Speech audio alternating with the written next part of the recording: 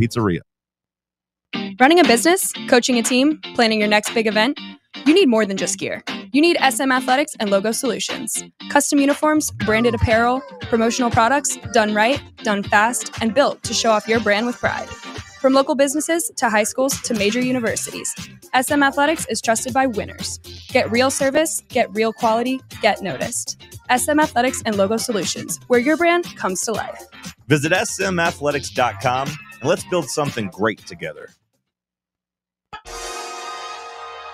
I am untethered and my rage knows no bounds!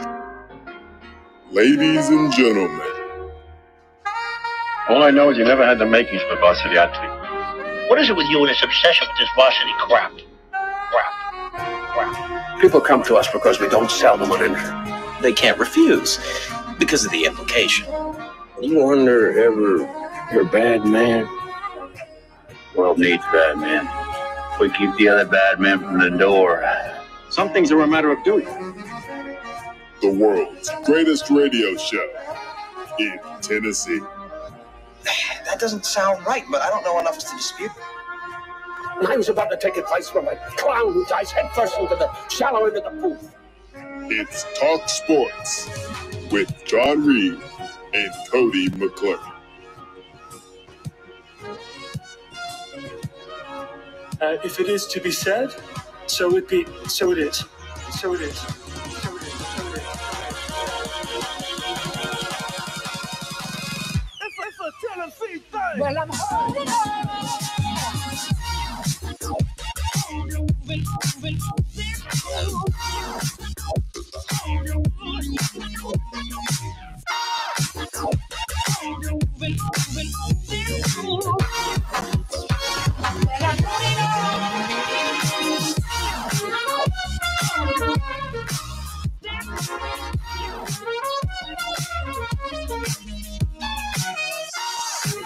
Back in the booth, back on the airwaves, coming at you live from the White Claw Hard Seltzer Studios. Happy Monday morning to you. It is officially Tennessee football game week.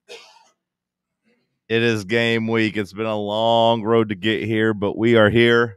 I'm John Reed, joined by Cody McClure. Bad News Bubba bringing us in and out. Feels beautiful. It feels marvelous. Cody, how are you? Doing great. Doing great, John. Good morning. Good morning to you and the freaks. Good to be here. It's actually, I'll say it's great to be here. It's great to be here this week because it is football season. Great to be anywhere. Got my fantasy team drafted. And boy, are we excited about that. That's how you know we're here. It's football season. How was your weekend? Oh, my weekend was good. I had a good time. I got my draft done. I love my team. Absolutely just in love with my team. I love my team like a white woman loves a golden doodle. A lot, okay? Very happy about it. And then, we just did what people do at fantasy draft weekends. A lot of boozing, a lot of cooking, a lot of fun. A lot of fun to be had, fun and fellowship. And then I got back at a pretty decent time yesterday and had a pretty productive Sunday, actually, because we had to be out of there at 10 a.m., so got some laundry done yesterday. Got a haircut. The only bad thing, I left my shoes in the washing machine, and I had to go back and get them. You left your shoes in which washing machine? The machine at the laundromat at the Family Bubbles. I washed my shoes and I left them in there. Yeah? Yeah. How long? And then they closed. Oh, no. They closed at 9, so I had to go back over there at like 9:30. And luckily, there were a couple of Indian guys left in there, and they let me in. But I got all the way down the road. I got back home. I said, "Were you shoeless?" Well, no, I was wearing a different pair of shoes. Oh, okay. Because I was washing the other pair. Well, yeah, I just didn't know if you wouldn't wouldn't just walk around barefooted in a laundromat. Some people would. Yeah, that's probably true. Some people would. Good point by you. But no, I got them washed. And so I found them. It was all good. How was your weekend? My weekend was pretty good. Top notch. 9 out of 10. 9 out of 10. Had a good Friday, did nothing. Saturday did a lot. Yesterday was somewhat productive. That's a good weekend for me. Had a couple fantasy drafts myself. Got a little work done. Got a little exercise in. Got some meal prep ready to go for the week. Nothing to complain about. Nothing to complain about at all. Hit some bets. Watch a little bit of football and a lot of women's basketball. Watch a little golf. I can't hit any golf bets, though. I really got to quit betting on golf. My God, I got to quit betting on golf. No matter what I do, the opposite happens. I'm the only man alive that could stop Scotty Scheffler. I'm the only person alive that can make Scotty lose or play badly. You bet on Scotty to win, and Scotty didn't win. Well, I took a flyer on Scotty yesterday when he was down, 5 strokes. I gave him at 10-1, which was fun. But really, I was betting on him to go at least 4 under in the tournament or in his round on Sunday, and we were in good position on both. As he went up to, I believe it was the 15 tee box. Mm-hmm. I think he was only 2 shots down. The crowd is rumbling. He's only, he's 3 under. He's feeling good. And then, boom, hits his tee shot in the water. Choked. Double bogeyed. I'm the only person alive that can stop Scotty Scheffler. But it's fine. It's fine. No big deal. It was still good golf. Shout out to Tommy Fleetwood. Kind of straight out of a movie. Would you have liked it to be the Masters instead? Sure. But like the Tour Championship in the last event of the season to get your first win after you got close so many times, I thought it was pretty cool, even though I lost money on it. I got it all back with Nafisa Collier. Don't worry. She got it back for me. Queen Fee. Shout out to her. I managed to make it out of the weekend with only 2 minor injuries. That's good. I have a cut on my thumb and another cut on my index finger. I got boo-boos on my hands. What'd you do? Boo-boos from cooking? Yeah, I think. Did you bleed in everybody's food? No, this one I remember cutting while I was cooking. I don't know what happened to my thumb. I got a cut down the thumb, right down the seam. I have no idea what happened there. Could have been anything, There was hot tubbing, shuffleboard, all kinds of activities. Luckily, nobody fell down the stairs this time. That's good. Last time we had a guy fall down the stairs in a drunken stupor. He slipped and fell right down the flight of stairs, and I couldn't help but laugh because I thought it was absolutely hilarious. There's something funny about the motion of a guy falling down the stairs. Good way to really hurt yourself, but luckily everyone was okay. Bubba, you good over there? A1, John. How was your weekend? Honestly, not really what I wanted for my weekend. Okay. I wanted to do all these things, create and stick to good habits. That kind of got thrown out the window. My circadian rhythm was still off, so I'm just sleeping and waking up at random points. AK, you were out here boozing this weekend? Was not boozing. Don't really have a reason to booze anymore. Too old for that. Okay. You're never too old to booze, Bubba. Who knows? I don't know. Actually, I think we all have a different length of time that our liver says this is still okay. Anything productive at least, Bubba? Not really. Okay. I mean, I got to hate watch Connecticut losing in the Little League World Series, and that happened, so that was pretty fun. Okay. Were you happy that China won the Global International Championship? I saw you say, let's go. I was happy that Taiwan won. Yeah. I saw you celebrating that. That seemed, every time they try to gas up these that seemed a little traitorous of you to be rooting against America. No. Just for the record. Seemed a little traitorous of you to be rooting against America. As long as you know where I stand, John. I cooked my largest Sunday gravy ever. Not on a Sunday. It was on a Friday. I mean, it's America. Call it a Friday gravy. And you're rooting for China? That just feels gross, Bubba. He is gross. Had to double the recipe. Used four of those big cans of tomatoes too. It was so now the World Series is over. Right now, you can quit watching little kids play baseball. Yes, I can, and I can watch older kids play baseball and older kids play football. What do you mean about older kids play baseball? Like the Savannah Bananas, or like what? Like no, Blake Burke's on fire. He's hit a hell of a lot of home runs since he got called up to Double-A. I saw That's exactly what I mean. He had a grand salami last night for his second home run. That's pretty cool. We had some grand salami too. Salami, the mozzarella, the fresh. I hope everybody get their pants on, Cody. The gabagool, the prosciutto. It was quite a spread. These kids from Arkansas think they're Italian out here, John. And then the next day, this other friend of mine who was there on the grill, he made some great sausages with peppers and onions. And then we put some of the leftover gravy on the sausages. What a delicious meal that was. But now it's football time, Bubba. You can lock in and focus. How much of week 0 did you watch? I honestly tried to turn on every game. So I started off the day in Dublin, Ireland, with Kansas State against Iowa State. That game, honestly, it was kind of fun. Did you say Kent State? Kansas.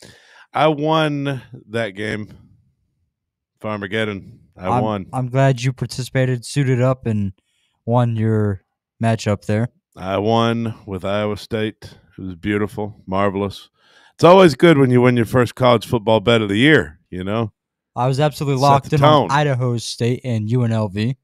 Okay.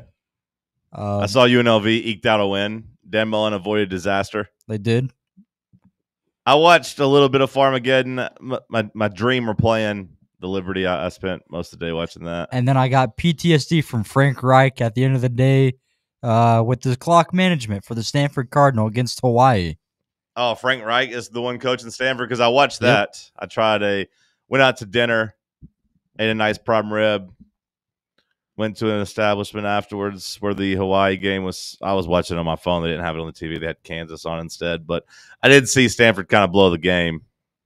Although the Hawaii quarterback, kind of a legend, that game was cool. That was my first college bet of the year, and it hit. I didn't ride with William on his Kansas State pick. It seemed like way too many people liked Kansas State. I said, I'm going to stay away from this one. Ireland, you don't know how those kids are going to react to the change. I said, no thanks. No thanks. But I did ride with him in Hawaii. So as far as I'm concerned, William's a winner in my book. 4 loaves of bread I had to make this time. 4 whole loaves of bread for this many people. I've never cooked for 15 people before. I mean, it really was a feat I accomplished. Congratulations on furthering your transformation into an old fat grandma. Pretty much used one entire bread just for the tasting of the sauce throughout the day. So, well, me and Bubba were here talking on the radio, holding it down on Friday. Shout out to you, Bubba. Hope you had a good weekend. It is game week. We will dive into it after the break. Tennessee plays football in just 5 days. Let's talk sports on FANRUN Radio. Streaming worldwide at FanRunRadio.com and on the free FanRun app. This is Big Orange Country's sports talk radio superstation, FanRun Radio, Knoxville. Got a problem tree looming over your home? Call ECR Total Landscapes. Whether it's trimming, removal, or storm cleanup, our certified pros get the job done safely and efficiently. We're licensed, insured, and ready 24/7 for emergency calls. Big or small, we cut them all. ECR Total Landscapes. Call now for a free estimate, 865-384-2012, and mention promo code FANRUN for free stump grinding on any tree removal now through the end of the year. Also, visit us at ecrtotallandscapes.com. White Claw is taking hard seltzer to new heights with White Claw Surge. At 8% alcohol, White Claw Surge is a stronger wave of refreshment that doesn't compromise on taste. Available in 4 bold waves of flavor like ripe blackberry, citrusy blood orange, zesty natural lime, and tart cranberry. Check out your favorite retailer in-store and online for the White Claw Surge Variety 12-pack and 16-ounce single-serve cans. White Claw Surge. Please drink responsibly. A brand built in Tennessee and born from the love of the game, Inward Half revolutionizes golfing comfort. Crafted by a former pro and dedicated enthusiast just like you, our luxury performance wear guarantees you stay cool and comfortable through every swing and every day. We're not just a brand. We've set out to create a lifestyle for those who understand that impeccable style and premium performance are a hole-in-one. Enjoy the walk-in with Inward Half. Got a flat tire? Strange noise under the hood? Don't stress. Roll into Matlock Tire and Auto Service. From oil changes and brake repairs to brand new tires, Matlock's certified techs do it all. Fast, friendly, and fair priced, Matlock is the home of the price match guarantee. Bring in any competitor's ad and Matlock will match the exact same tire for the exact same price. Matlock Tire and Auto Service. 5 locations in East Tennessee. Visit MatlockTireService.com to find the location nearest you and schedule your appointment. Are you looking for a treat that will knock it out of the park at the next watch party? Just like your favorite baseball team, Crumble brings the best lineup week to week with an expanded roster that includes key lime pie, strawberry cake, or my personal favorite, Monster featuring M&M candies. Let Crumble treat you to the best cookies in the game. Download the Crumble app and start earning rewards. You can even vote monthly on what flavors you would like to see at any store of your choice. Warmer weather is here, so get to the ballpark, but don't miss the cookies.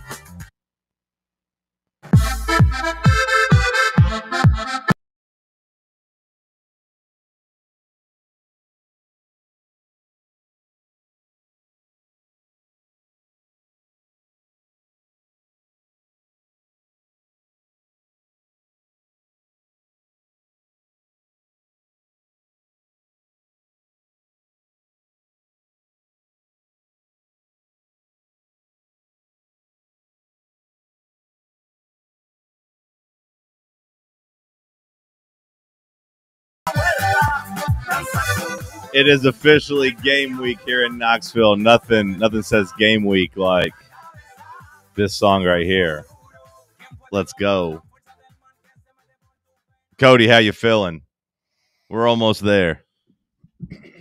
Oh, I'm fired up. I mean, I was already in football mode last week, and I was told to pace myself. There's no pacing myself. I'm on the football train, full steam ahead, horns blowing. Let's hope nobody's lying on the tracks. That means that would be an injury. Someone lying on the train tracks while the football train is moving ahead. That would be the analogy there. Luckily, nobody will be on the tracks. We've got a clear path right to Saturday. I couldn't be more excited. Football. Yeah. I enjoyed the games over the weekend. Hawaii screwed me over. I was going to hit a nice little parlay too, but Hawaii screwed me.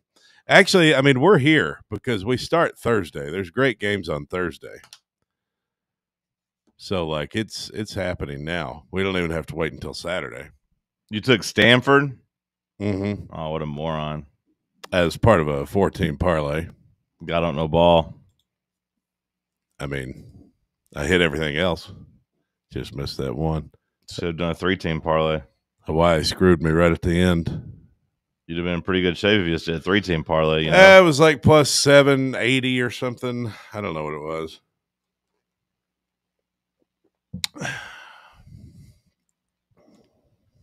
We will get our first official depth chart here this afternoon. I expect a lot of oars on it, per Josh Heupel's, typical method. He likes to do the oars, likes to leave you guessing, but we'll get a depth chart. We'll have him address the media. I don't expect him to say much, but as he addresses the media, as he talks depth chart and talks position battles, it will be all leading up to an actual contest here on Saturday. If you don't have plans to go to Atlanta, make plans to come hang out with us at Barley's in the Old City. We'll be doing a watch party. A lot of good football on that day. If you don't have a crew to hang out with, if you ain't got no friends, you want to get out of the house, come hang out with us, make new friends. Or hell, even better, bring your friends to us as we watch Tennessee take on Syracuse. Cody, as we sit here on Monday, what are you most excited about for Tennessee's first game? Seeing how it goes. Like, what do you want? Position? Am I excited about a position? I mean, you could just tell me whatever you want, brother. I mean, I just want to see how it goes. I want to see the receivers is the first thing that comes to mind off the top of my head. I mean, to try to be a little different because everybody's going to say quarterback. I want to see our quarterback, see what our quarterback looks like. That's the obvious answer. So if you're asking me by position, I mean, I'm excited to see the passing game. I expect everything else to just kind of carry over from last year. Strong defense, strong running attack. Then again, you got some new faces on the O-line. So I'm excited to see what the O-line looks like. I'm just excited to see how the game goes. That'd be my answer. Bubba, do you have a different answer other than just watching football? I get to see 11 men in the uniform that I enjoy seeing out there on the field, lining up, cracking some skulls here, John, running all the way down into the end zone, not the checkerboards, because I don't think they'd give us that much luxury down there in Atlanta. But it's a start to the team that I get to love and curse at for the next, however many weeks they want to keep playing football. What do you mean by your question? Can you be more specific? What is vague about what are you most excited to see? It feels pretty specific, like the thing that excites you the most. Well, it seems vague to me. Like, do you mean a position, an element of the game? Whatever excites you the most, brother. Yeah. Can't even meet the cheerleaders for you, Cody. I mean, I don't know. It's hard for me to answer a question so broad because I'm excited for the entire game day experience from start to finish.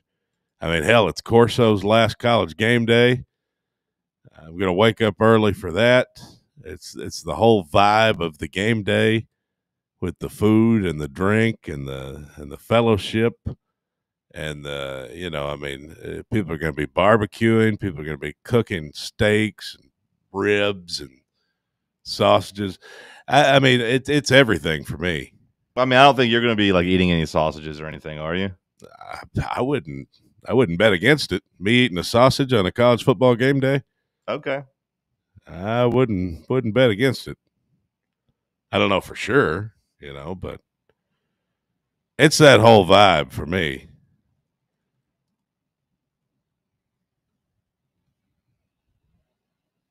Actually having something on film, actually getting to see hypotheticals turning into reality. That's what game one always does for me. Especially now, we've talked about it. You talked about the wide receivers. I'm talking about the quarterback. Just seeing them out there together. No longer having to just imagine what it looks like. That's the most exciting thing.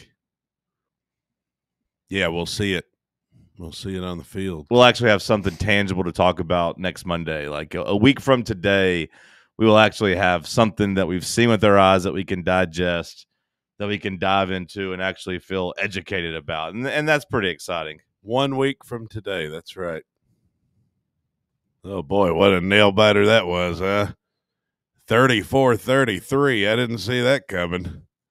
Oh. That's your early lean? We survived, though. Thank God for that Jeff Hall field goal. Are you leaning that it's going to be close? No, I was just saying a thing. I don't know, Jeff Hall, Syracuse 98. Shout out to him. That's another thing we did at the Draft House, though. That's got me in football mode. We watched a whole bunch of old Tennessee football stuff. Just had it on the TVs all weekend. John Ward's greatest calls, the 98 Big Orange Expedition, 98 Arkansas, It's really getting into the mood. Bubba, as you sit over there, how are you feeling about the first game? Tennessee struggles with Syracuse, and I'll allow you to change your answer throughout the week as you get a little bit more balled up. But I want your Monday prediction. Monday, we're anxious. We think both teams are going to be more evenly matched than we think. You know, both have similar quarterback situations where the transfer comes in and wins the job. I'd say, similar, yes, but also like to be fair to Joey Aguilar, he's proven a lot more at the college level than Steve Angeli has. Wouldn't you agree? Or he's played more, he's got more experience.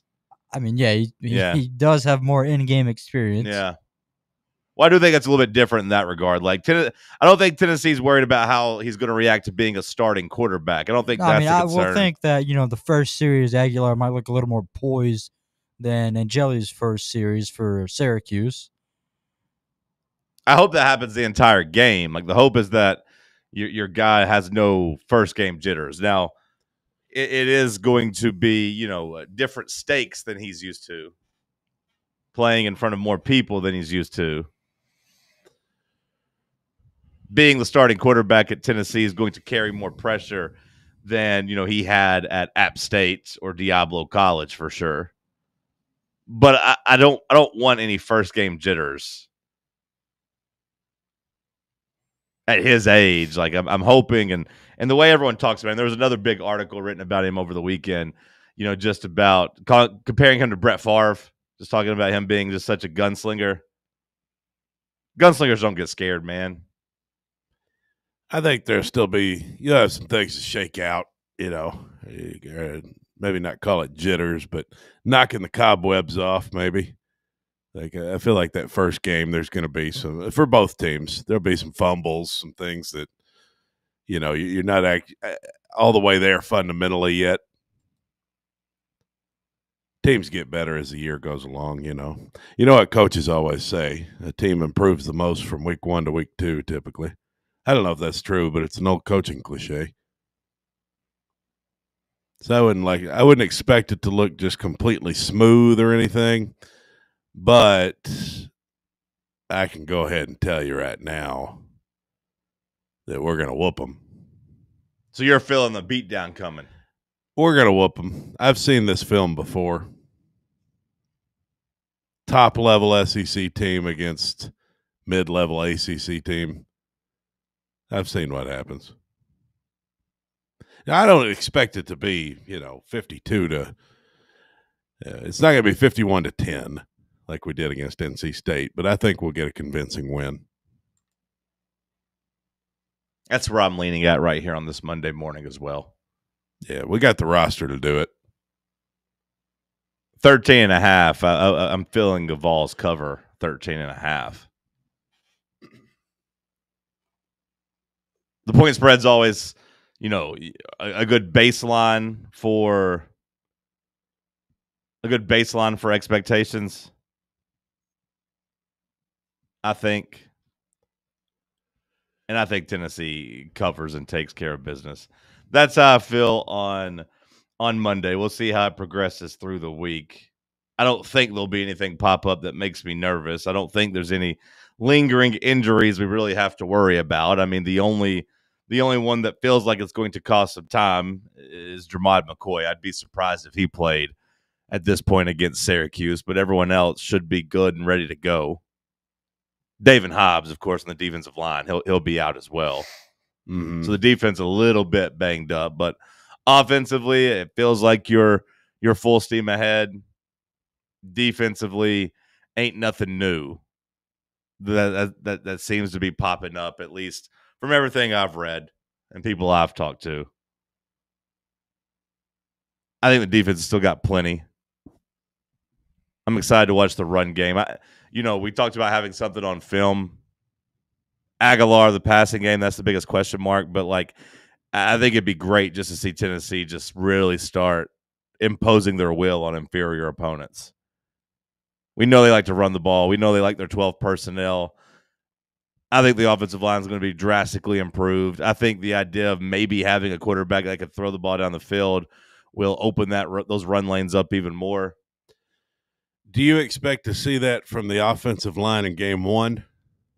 I do. What's the expectation? Is there a number of rushing yards or just? I mean, 220 in my mind. Okay, is the first thing that popped up.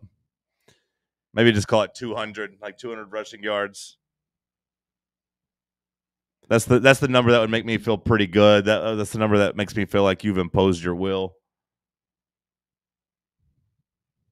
I want to see fewer penalties from the offensive line. I want them to come out and play a clean game. Not a bunch of these false starts. I mean, I guess you can't really help if you get a couple of holding calls here and there throughout a game, but no false starts, pre-snap penalties, stuff like that. I want to see a good disciplined effort. See, I feel like you have to talk about that like on Friday. I don't feel like that's a Monday talking point, but I like that you're already worried about the details. Oh, well, I'm just thinking over the game here. I'm thinking of things that are going to frustrate me when I'm watching. Yeah, I like that you're already worried about the details. I think Monday, big picture stuff. By Friday, you've exhausted everything. That's when you start getting into the no turnovers and really like no mental mistakes. That Friday is the mental mistakes part of the week, in my opinion. Well, maybe Thursday. I'm just going to try to mention it once a show for the next 5 days, every day. Let's play a clean game, boys. I don't disagree with the take, but that's something I'll plan on the rest of the week. A little bit later in the week, we'll worry about the details. Today's just big picture stuff. Another big question is how are they going to match the colors on the scoreboard ticker?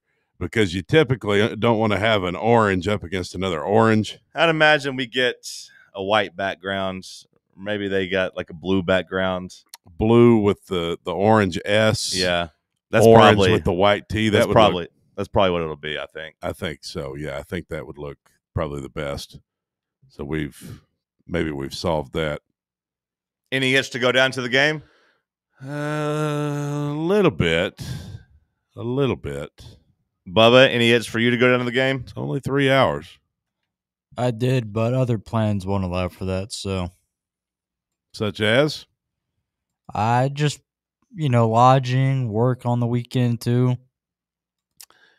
Yeah, a man's got to live. Man hates asking for work off less than a week before. Yeah. So.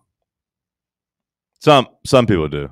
Yeah. So that's supposed to be a shot at me because I think everyone knew about my draft for at least 2 weeks. No, but with those circumstances, I don't know. Also, I didn't take advantage of those $50 upper deck tickets. Not that would matter, closer to game time, but still have to worry about lodging and parking and just a whole other game plan. And to me, I don't know. Okay. Yeah, I don't really have the urge. I'll monitor that throughout the week as well. But right now, zero urge to head down to Atlanta for this. Can you be Volled up and also not have the urge? Do the things go hand in hand? I don't know. I don't know if that's a game you want to play with the lack of games you go to, buddy. Well, it wasn't directed to be a shot at you. It was just a question. But I go to a lot of games. I don't go to games I know we're going to lose, like at Georgia. Can you be Volled up and not go? That'd be the question you're asking. I don't know if you want to play that game. But no, I got no urge to go down to Atlanta right now. We'll see how that progresses throughout the week. Let us know in the chat, what are you looking forward to the most about Saturday? It's been a long offseason, but it's almost over. Holler at us. Let us know what you are excited for. FanRun TV over on YouTube. Make sure you like, subscribe, comment, do all those things. Stick with us. It's Talk Sports on FanRun Radio.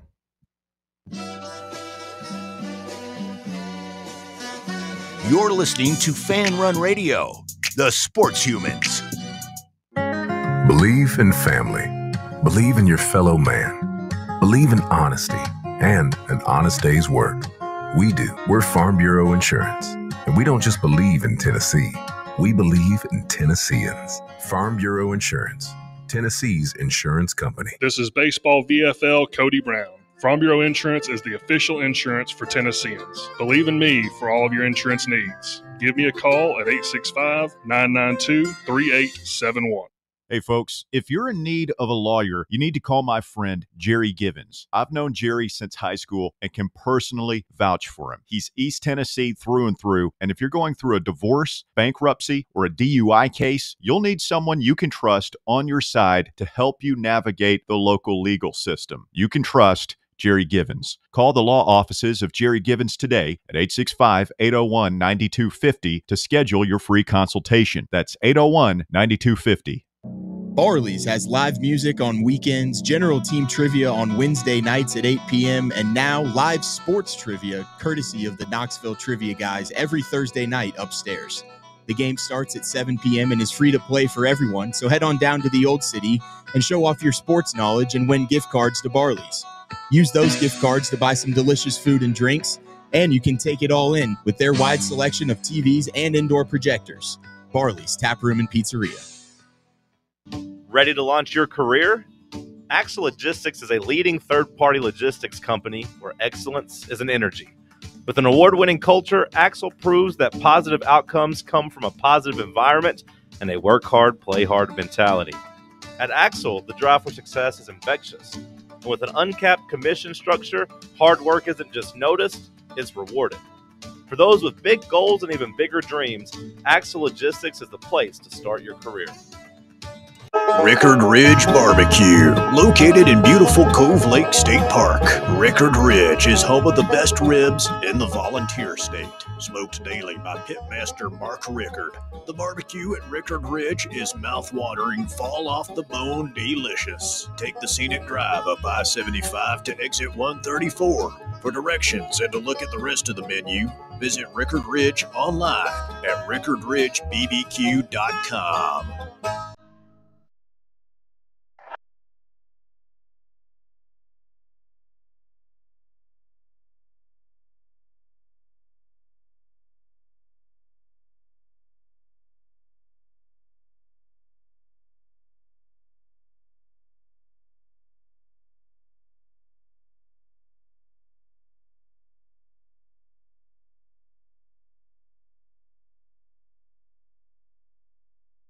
Back in the White Claw Hard Seltzer Studios, per usual, as always, drink White Claw Hard Seltzer. Support the people who support us. White Claw Hard Seltzer and Cherokee Distributing. Locally, Tennessee, Syracuse, just 5 days away. Stone writes in saying he is just most anxious to see the new wrinkles in the offense. Is motion back? Is the pistol going to be a thing? Different pistol. Yeah, there's talks about doing different formations. Oh. Bringing in the pistol. That'll be fun. Little pistol formation. Love that. Motion back on the table. Which is funny that like it's something we're having to celebrate. Like it's something that has been missing. That something that was, drastically missing last year. It was noticeable that Tennessee just didn't take advantage of motion ever. Yeah, that's pretty basic. It's pretty basic. Is the long ball back? Ladies love the long ball, or in football, as they call it, the deep ball. I mean, I've just always was taught and have always heard that as a talking point growing up is just motion is like a quarterback's best friend, especially a young quarterback's best friend. Like if somebody was struggling mentally, I was always told motion kind of helps. A young quarterback identify coverage a lot quicker. Like, oh, he's following across formation. That's most likely going to be a man coverage. Oh, wow, they're not moving at all. That's most likely a zone coverage. Makes sense. It does. It is a nice wrinkle to have in the offense. I'm interested to see our speed out on the edge. What kind of speed do we have laterally? What kind of blocking do we have out on the edge? Are we going to have some unique plays out there? Or is it all just going to be zone blocking and running Probably a lot of that, a lot of zone. But we'll take that. I just want to see some variety in the offense. Run a little of the double tight, Just change things up here and there. Just be unique. What would make you most excited? Tennessee's offense scoring 38 points or the defense allowing 14 points? The offense scoring 38.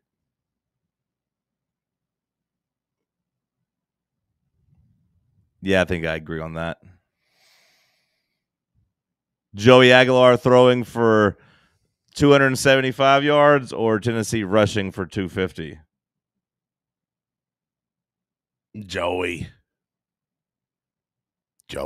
If we're just being honest about what will excite me the most, I don't know which one is necessarily best for the team. If one or the other would be better, but if you're just asking what will excite me, it'd be Joey. It'd be our boy Joey.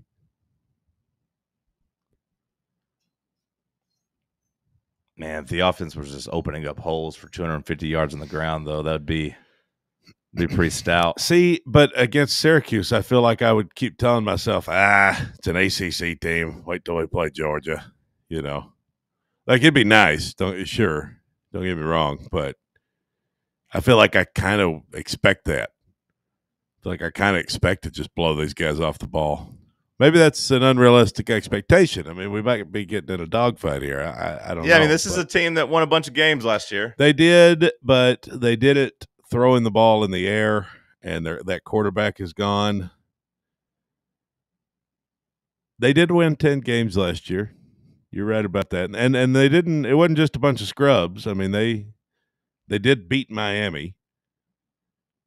So they played at a pretty high level last year, but again, without that quarterback, physically I would expect us to impose our will on a team like Syracuse. With the idea of passing for 275, that would tell you that the quarterback play was pretty good, but also that the wide receivers were making some plays.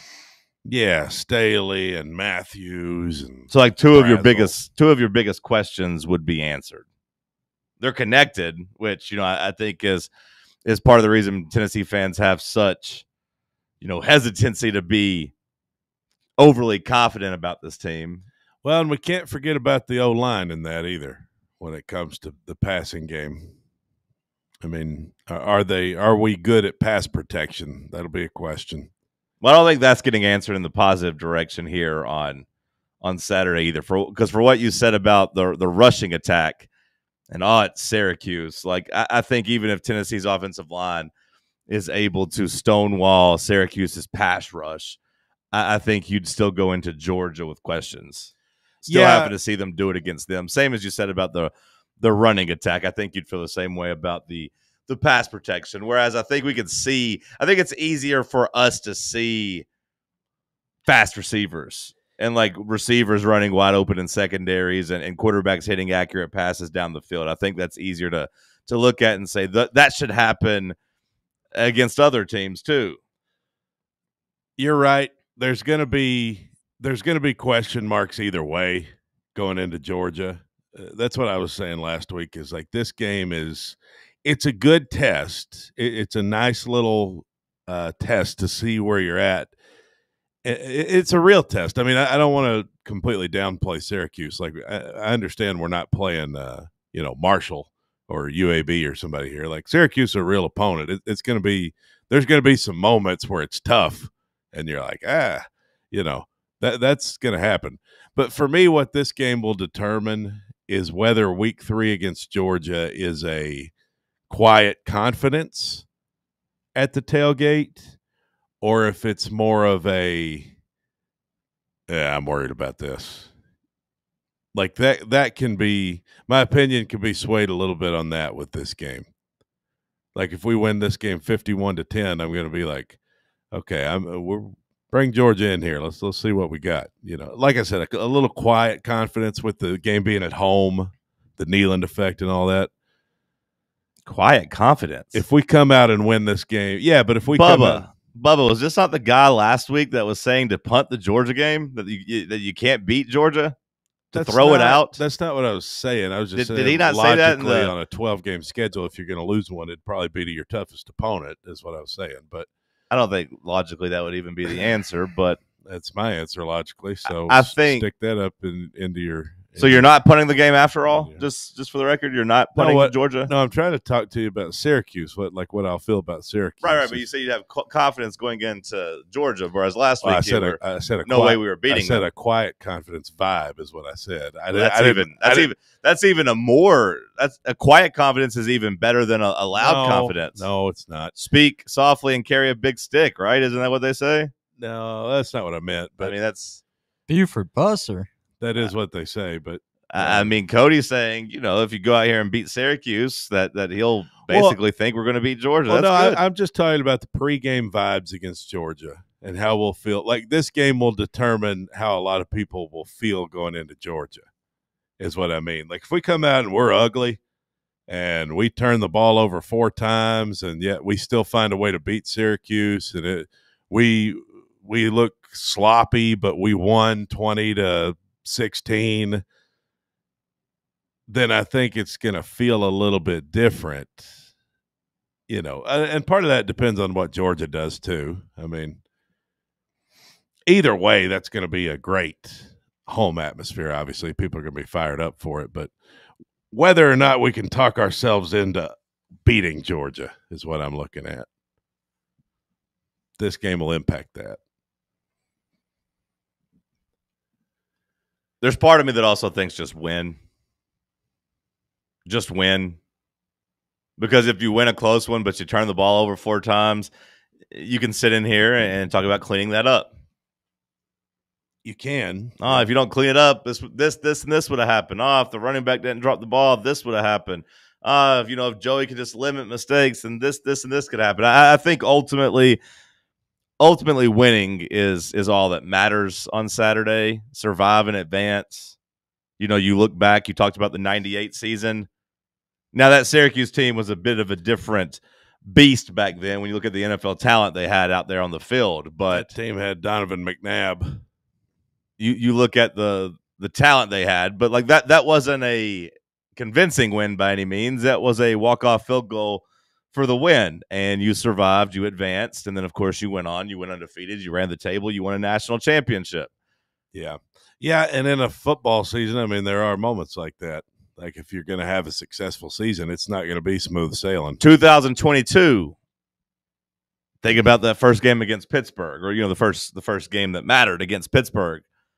Now, that was on the road against a team that had just won the ACC. Sure, but didn't have their starting quarterback, and in our game was down to their third-string quarterback. I mean, that wasn't really the same team. Steven writes it on the chat that Syracuse lost 18 of their 22 starters. So, like, that is kind of comparable for Pittsburgh losing. Was it both Kenny Pickett and Jordan Addison, I believe? I believe Jordan Addison had already transferred to USC at that point. So, like, they had lost their 2 big studs. But either way, like, you just don't think that game wasn't crisp by any means. Like, that game you struggled in, you fell behind early, you let them come back late. If you had to pick one, do you think this game feels more like 22 Pittsburgh or more like 24 NC State? Which do you lean closer toward?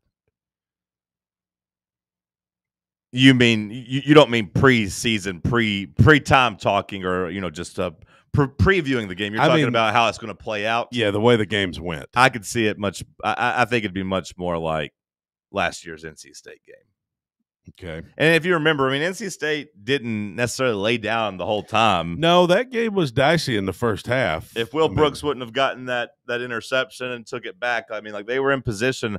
I want to say, were they down 10-6 at that point, ready to go take a lead? Yeah, it was very close. It spiraled on them after, in the second half. Maybe it was 10-3 at that point, or 7-3, getting ready to go take a lead. I know it was close. It was a 1-score game at that point, and they were in our red zone. Yeah, that game spiraled. And then all of a sudden, yeah, you blow them out and dominate them. Now, I'd like to think that Tennessee's offense is back to having 50 points on the menu. I'd like to think that this offense is going to still overwhelm people. The over-under, the total has dropped 5 points over the offseason in terms of projection. So, they're thinking more of a defensive game. Mm-hmm. I don't know if that's because they expect, Tennessee's offense just to really struggle, or just Tennessee's offense to really just choke out Syracuse. But the projection not as strong for Tennessee's offense. I would expect the Syracuse offense to struggle in this game based on their level of expectation, for sure. I mean, you're breaking in a new quarterback. The guy did, he did come in for Notre Dame last year and make some key plays, though. I mean, he's got some experience, not as much as Joey, but he did it at a higher level. So right now, Tennessee's team total is 31.5. You taking the over or the under? 31.5.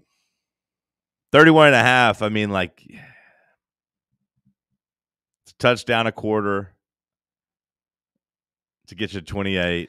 I don't know. You still got to find either a couple field goals or another touchdown. I don't know yet, because I could see this where we've got the gunslinger and he's just out here against an overmatched secondary and our receivers are looking stud-like. I can see that playing out, but it's also his first game starting in the SEC for Tennessee. I mean, I don't know. If Tennessee doesn't get over 31.5, then there's not really anything they can do in that game to overly impress me, at least on the offensive side. No, of the but ball. you can tell me we win 31-14, and I no, feel sure. pretty good. That's why that number is perfect.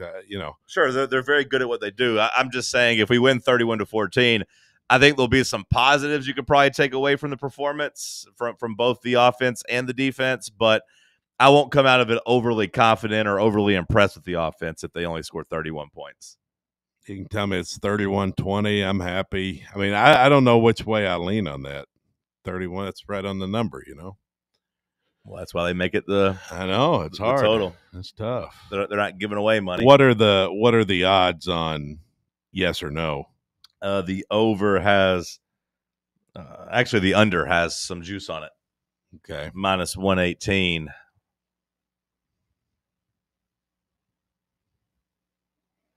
Like I said, the total has dropped 5 points over the last couple months. So, there's been some thought that Tennessee's either going to stay slow or that they'll struggle with Syracuse's defense and Joey Aguilar's first start. Yeah. I mean, I can see both things playing out. I can see us being kind of vanilla when you look at the last 2 years and the way that we've worked these quarterbacks in. But even with Nico last year, he scored 51 against NC State. Yeah. I mean, if your defense scores a touchdown, that could put you over. Field position, all that matters. I red think zone. Do you punch it in, or do you have to settle for field goals? Well, with that being tied to each other, it's not 31.5 offensive points. You do get the defensive special teams, and in a game like this with Tennessee's defense, I do expect them to, at the very least, create short fields. I do expect them to do that. Yeah.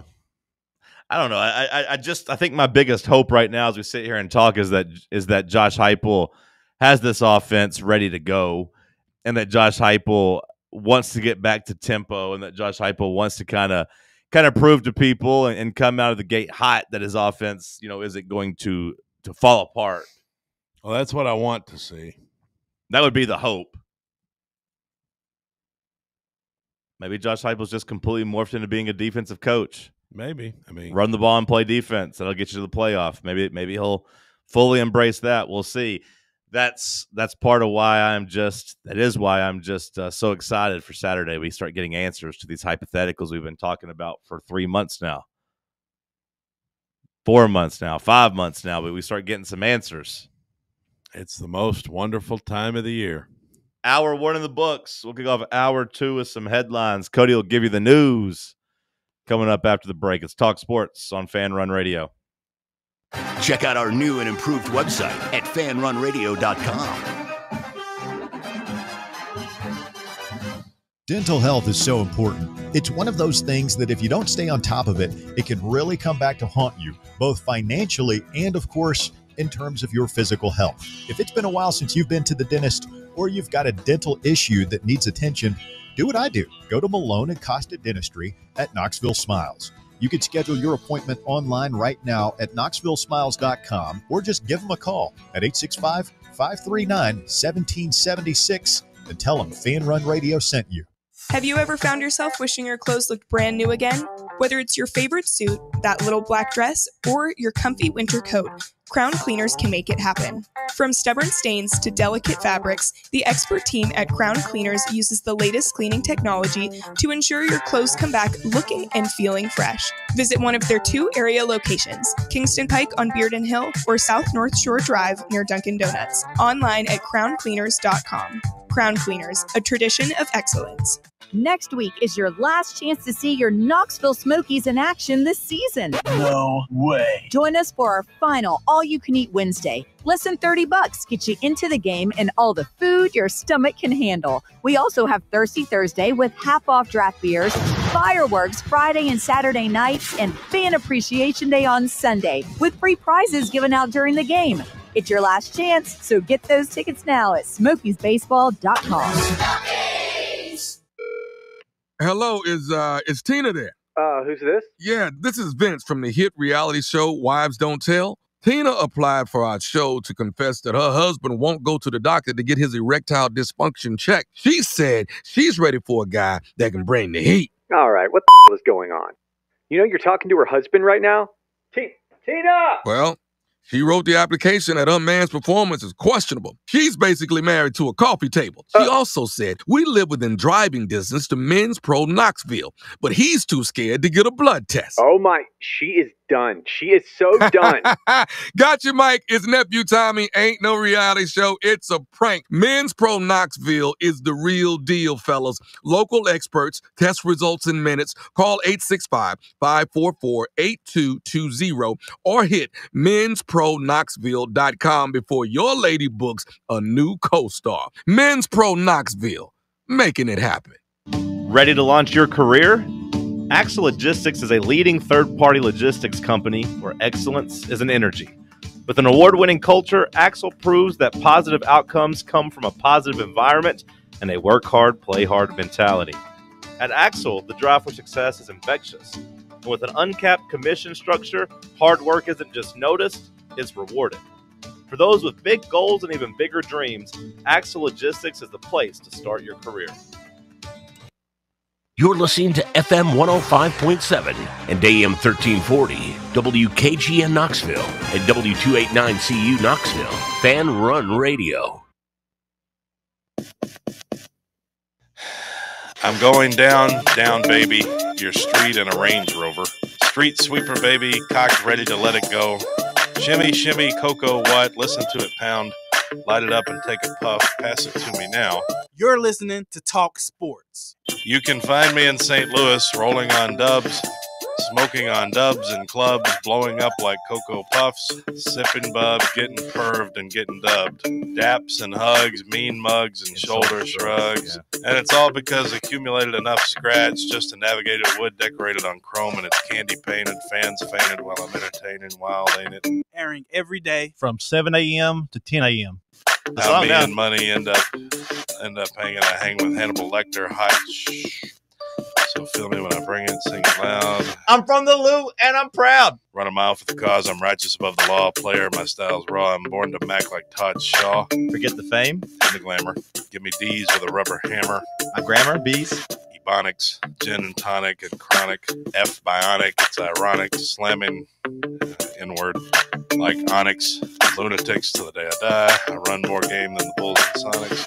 I'm going down, baby, your street in a Range. On 1340 WKGN. Ready to let it go. Shimmy, shimmy, what you want? Listen to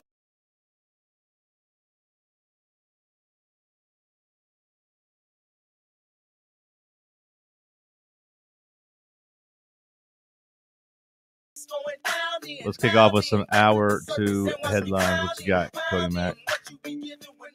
All right. Thank you, John. ABC and ESPN. ESPN, BCE. Aspen. ABC and ESPN have decided to assign their number 1 team, Fowler and Herb Street, to LSU Clemson Saturday night on ABC. Sean McDonough and Greg McElroy, their number 2 team, will be on the Miami Notre Dame game next Sunday night on ABC. Okay. So there's some ABC commentators for you on your biggest games. I'm not sure who we've got yet. Have you seen who we got? No, I don't pay attention to stuff like that. Yeah. Okay. Well, chalk that under the things I don't care about when it comes to football season. Sounds good to me.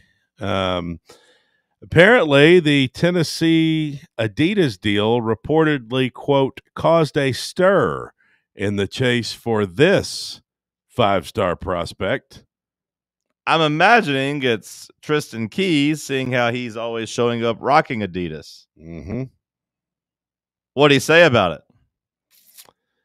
Well, I don't know if he said anything about it. It says it, quote, caused a stir. Okay, well, who said it caused a stir? Who's reporting this? Rick Butler is not reporting it, I don't think. I think he's just aggregating it. Okay, well, who's he aggregating it from? The rival Steve Wiltfong reported Monday Tennessee is LSU's biggest threat when it comes to flipping keys. Yeah. Of course. Keys open doors. Keys open doors. That's keys what they open say. Doors. Keys open doors. Let's see what it says. Boy, would it be cool to get Keys. Yeah, the Adidas deal with Tennessee has caused a stir, with Keys being an Adidas athlete himself. That's what Wiltfong's report says. But how about that? So, rival Steve Wiltfong. Can you imagine if we get Keys, the way that people like Russell Smith will cry? But my Nike. I thought we were going to lose everybody when we left Nike. It is his own personal 9/11, as some have pointed out, as some have said. Nike. That's what some people are saying. It would be pretty cool if we actually got a player and it was directly tied to. Actually, I rock with Adidas. I like that relationship I have there. That'd be pretty funny. We'll see if it happens. Some big local news set to hit today at 11 a.m. Some big local news hit today at 11 a.m. Over on Cumberland Avenue. Over on Cumberland Avenue. There's going to be something with food. What do you got for me? The Whataburger. Yeah. Officially opens up today at 11 a.m. Apparently, people are camping out for it. There are people camping out overnight. Get a grip, losers. Whoa. If you're camping out for Whataburger, get a grip, losers. Get a grip. Get a grip. Get a grip. If you're camping out for that, yeah, get a grip. And I say that as someone who was first in line to go to Burger King back in like 1999 when it opened up in Sweetwater. Yeah, you were. You do talk about that. I was like 10 years old. And I even thought it was weird when I was 10 years old, but my mom wanted to do it for some reason. Do you deem it worth it? No, it's a nice little anecdote I could tell on the radio, I guess, 20 years later. But no, I don't think it was worth it. Although it didn't cost me anything. I didn't pay for it. I didn't drive. I just rode. Ma says, get in the car. You get in the car. You know what I mean? Jelly bean. I hear you. There's a new Smokey logo out there. Have you seen our new Smokey that will now be on some of the apparel? I've seen the pictures, yeah. You like him? I mean, I'm not going to buy anything with him on it. Are you? Did you like it? I like it. From what I see here. Okay. He looks kind of mean. You like what you see? Yeah. He's not exactly angry Smokey, but he's definitely like serious Smokey. He's definitely ready for some adversity, Smokey. Yeah. He's like, hey, let's I don't know. Do we get is that going to go from is it going to continue with us to Adidas? I don't assume, know. I assume it's not just like Nike does it on the Smoky, right? I assume. I would assume as much too, but I don't know for a fact. Okay, but we got a new Smoky. If you want new If you want apparel, to buy some new apparel, there's a new Smoky Dog logo you can take a look at. I think I do like it. Okay. Some news out of Alabama. Their running back Jam Miller expected to be back for the Georgia game, for the Georgia showdown. That's when they think he will be back. do you think that Georgia fans are like circling the Alabama game, or are they like focused on Tennessee? I think you got to take Tennessee seriously when you're playing at Neyland. Right. Yeah. You have to, right? You can't gloss over the Tennessee game as just being like, oh yeah, we'll see how we are when we get to They Alabama. trolled us into 1 million Instagram views on that one video of Jalen Wright scoring a touchdown the first play. We posted that on Instagram, and they just spent so much time arguing with us in the replies and comments. Who won the game? What happened? Blah, blah, blah. Right. And you know, the more people comment, the more people talk about it, the more it pops up and pops up for other people that are like you. Yeah, and it got over 1 million plays on Instagram. By far our biggest video we've ever done. 627 comments, of most of them Georgia fans. Now, some of the Georgia fans were like giving us props, like, yeah, my ears were hurting. It pierced our ears. It's the loudest I've ever heard of plays, blah, blah, blah. But mostly it was, then you didn't score again. You didn't score another touchdown the rest of the game. 3 points the last, 59 minutes and 50 seconds. But 1 million views on that. How about that? That's a lot. That is a lot. An assistant football coach for South Carolina has been hospitalized. He was in stable condition over the weekend, though, it says, after being involved in a car accident Friday in South Carolina. This is their coach, Travian Robertson. He is South Carolina's defensive line coach. Also played D-line for the Cox from 2007 to 2011. So he would have played right in there. Would that have been with Clowney? I think 11. Be right in there. Yeah, Clowney's last year was 12. Yeah. So, he would have been on the team. So he got a little banged up, but he's expected to make a full recovery. I assume you guys talked quite a bit Friday about the SEC going to a 9-game schedule. I would suspect that dominated the conversation. We didn't do a show on Friday, actually. Oh. Yeah, you did. That'd be funny, though, if you didn't. It's like, then that would be news. Do you have a take on the 9-game schedule? Do you have a prediction or a wish list for Tennessee's 3 permanent rivals? It's obviously going to be Alabama and Vanderbilt, and then whoever else is. What we're looking at, Kentucky or South Carolina seems to be the chatter on that. Who? Kentucky or South Carolina? I think Florida has a potential spot there as well.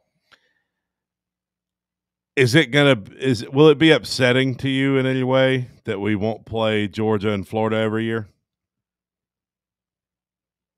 Yeah, sure. Like you like having that on the schedule? Yeah, it's been that way my whole life. From a competitive standpoint, it'll be nice not playing Georgia every year, but a lot of pressure on winning this year inside Neyland Stadium. A lot of pressure on winning in the Swamp, because if you don't, there's a chance that streak could go, and be 30, 40 years if you all of a sudden start only getting one opportunity every 4 years to end those streaks. You know what I mean? Yeah, I hear you. That would be a negative part of it. Michigan is officially naming Bryce Underwood their starting quarterback. No surprise. The Wolverines going with the talented Underwood. And I think it is a surprise. Well, he's a true freshman. Yeah, so, I think it's a surprise to give the give the keys to a true freshman, personally. Who do they play in their first game? Ooh, they open the season Saturday against New Mexico before they got to go to Oklahoma on September 6th. Yeah, week 2 they're going to. I mean, that's one of the biggest games of that week. Mm-hmm. Week 2 is kind of a dud, but true freshman on the road against that raucous crowd in Norman. I applaud it. I applaud it from Michigan. I like the guts. I like the gumption. I would imagine that, they have an offensive line that is capable of protecting him. I like the idea of just turning your keys over to him, but it is still a little surprising that in game 1 he's the starter. You thought maybe if you're going to do that, you just let it go into game 1 and have a competition and see how the other guys do and how they hold up. But nope, they're giving it straight to him, which is kind of cool. I don't know if I'm rooting for him because Michigan's a bunch of cheaters. So I don't necessarily want them to be happy. Definitely not rooting for him. Are you actively rooting against him? No, but I'm not rooting for him. Okay. Rocco Becht starred over the weekend, passing for 2 touchdowns and running for another as Iowa State beat Kansas State 24-21 in Ireland. Did he star? You consider what he did starring? That's what the ESPN headline says. It says Becht stars as Iowa State beats Kansas State in Big 12 clash. I guess so. I didn't. Watching that game, I was happy we didn't end up with either one of those quarterbacks watching the game. What I took away from the moments of the game I saw was that Iowa State's offensive line couldn't block. But I guess they got it together enough to win the game. I mean, 14 for 28 for 183 yards, 2 touchdowns, no interceptions. I mean, if you want to call that starring, I guess. It's just the fact that he ran another one in. Yeah. I think they're calling that. That's where they're going with the starring. Yeah. I mean, I guess 12 carries, 18 yards, and a touchdown. Okay. I mean, I know sacks get counted as rushes in college, but if you want to call it starring, that's fine. You didn't find yourself with any jealousy watching Avery Johnson or Rocco Becht as because those. Can you imagine if we brought Avery Johnson and his family here after dealing with Nico's situation? If we brought his dad and brother in here, did you see the video of them beating each other's ass after the game? No. Oh, you didn't see that? Avery Johnson's dad and his brother got in a fight? Avery Johnson's dad and his oldest brother got into a fight outside the stadium. They're rolling around on the ground. The brother gets the dad on the ground, and the dad kind of just trying to kick him off of him. They're tussling on the ground to the point where at first when it came out, people were like, "This is Avery Johnson's family," and you're kind of in today's age of the internet, you don't know what you can and can't believe. But no, Kansas State or at least the Johnsons came out and had to put out a statement and said, we're sorry for the embarrassment that we brought to everyone. They got into a damn fight rolling around on the ground outside the stadium in a puddle of water. I'll be damned. Can you imagine if we had gotten Avery Johnson here? We'd be rattled. And we went from Nico's dad to now all of a sudden our quarterback's dad and his brother are beating each other's ass outside the stadium. No. Well, no, I didn't want Avery Johnson. And, his stats look pretty good just because, after they fell down 21-14 or 24-14, one pass for 70 yards and a touchdown. That helps get him to 270 yards. But for 3.5 quarters, that Kansas State offense looked pretty bad. Well, speaking of guys with dads and football and sort of along those same lines, Shiloh Sanders, that name, Deion's other boy. Yeah. Well, he has been waived by the Tampa Bay Buccaneers. They informed Shiloh Sanders Sunday he is being waived after he punched Zach Davidson from the Bills in a preseason game. He got ejected. Did you see this? No, I didn't actually, but I don't think that's why he got waived, but it's funny that it comes right after it. I mean, I think we all knew he wasn't an NFL player. He was ejected from Tampa Bay's 3rd preseason game against the Bills Saturday night for throwing a punch. But if you are on that cut line, you got to be smarter than that, obviously. Yeah. His agents say they are hoping he can get claimed on waivers. The Browns releasing Tyler Huntley. Cleveland is planning to keep its other 4 quarterbacks, according to Adam Schefter. Yeah, I guess. There's a part of me that'd be surprised if they actually did that after this weekend. I understand not giving up on the raw talent that Shedeur Sanders has, but man, he was awful in that preseason game. Did you see any of his highlights from the preseason game? I haven't, no. He was awful. I mean, just no pocket awareness and doing some of that stuff that got him in trouble at Colorado, just drifting back and back and back and not being able to read a pocket. And sometimes he was able to overcome it because he's playing against, untalented Big 12 players. But he was doing that in the NFL, and they were just sacking him, 15, 20 yards down the field. Like, it was bad. You think the Browns are going to get rid of him? I mean, if Schefter is saying they're not going to, then obviously Schefter knows more about it than I do. But I just maintain that, man, like, if you have 4 quarterbacks and the 4th one's the most popular one, that's a recipe for failure. That's a recipe for disaster. So, like, logically, I don't think it is smart. I don't think it makes sense. So there's a part of me that would be surprised, yeah. But again, if Schefter's saying it, then obviously he's got a pretty good inclination. Anything else? That'll do it. That'll be it for the news. Okay, that'll do it for the news. More football on the other side. Let's talk sports on FanRun Radio. Big Orange Country's home for sports. This is FanRun Radio. Hey Knoxville, Surfside iced tea and vodka made with real brewed tea is only 100 calories, 2 grams of sugar with no bubbles and no troubles. That's right, 0 carbonation, so it's easy to sip and enjoy. Headed to a game day or party at a friend's house? Bring an iced tea or lemonade variety pack from Surfside or try their green tea and new raspberry tea vodka.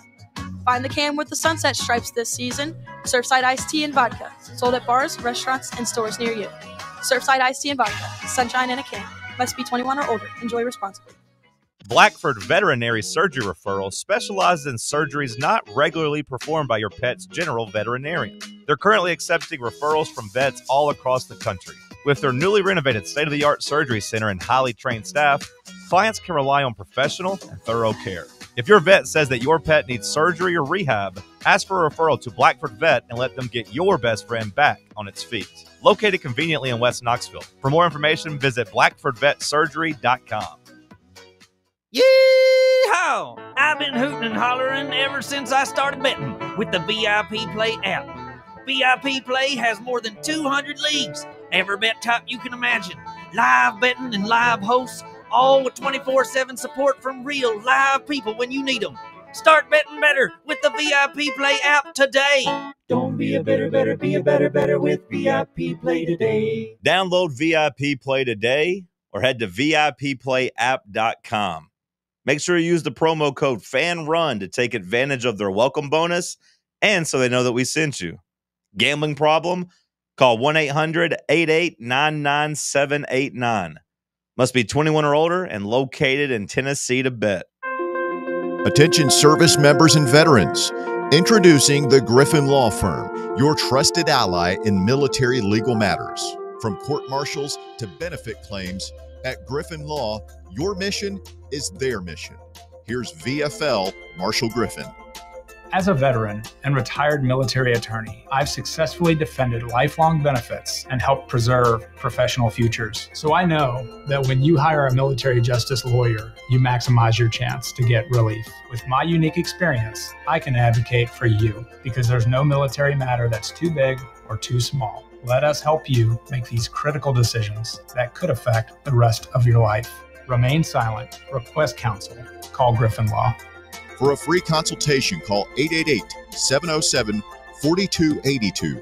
That's 888-707-4282. Or just visit griffinlawdefense.com. Good morning, T-Dots out here trying to untangle a couple of wrecks we had earlier. It's busy right now coming down 75 out of Campbell County into Anderson County with that steady flow of traffic making its way down through the Powell area there on 75 at the Emory Road exit as it gets heavier on Broadway right now, trying to get up on that ramp to 640. If your check engine light comes on, just Google search Knuckle Busters Amco Knoxville. Amco serving East Tennessee since 1962. I'm Commander Chuck with your on-time traffic.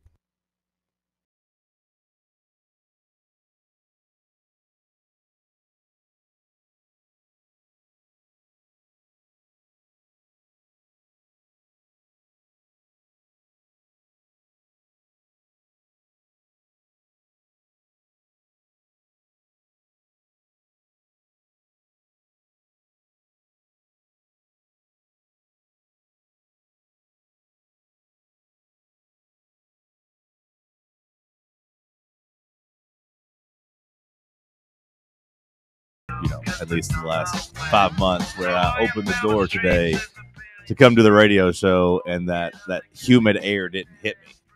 It actually felt a little chilly when I opened the door this morning. I was like, oh, do I need to heat the car up?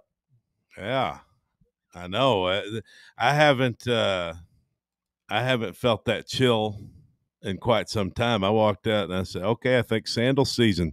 Maybe it's time to strap up the tennis shoes.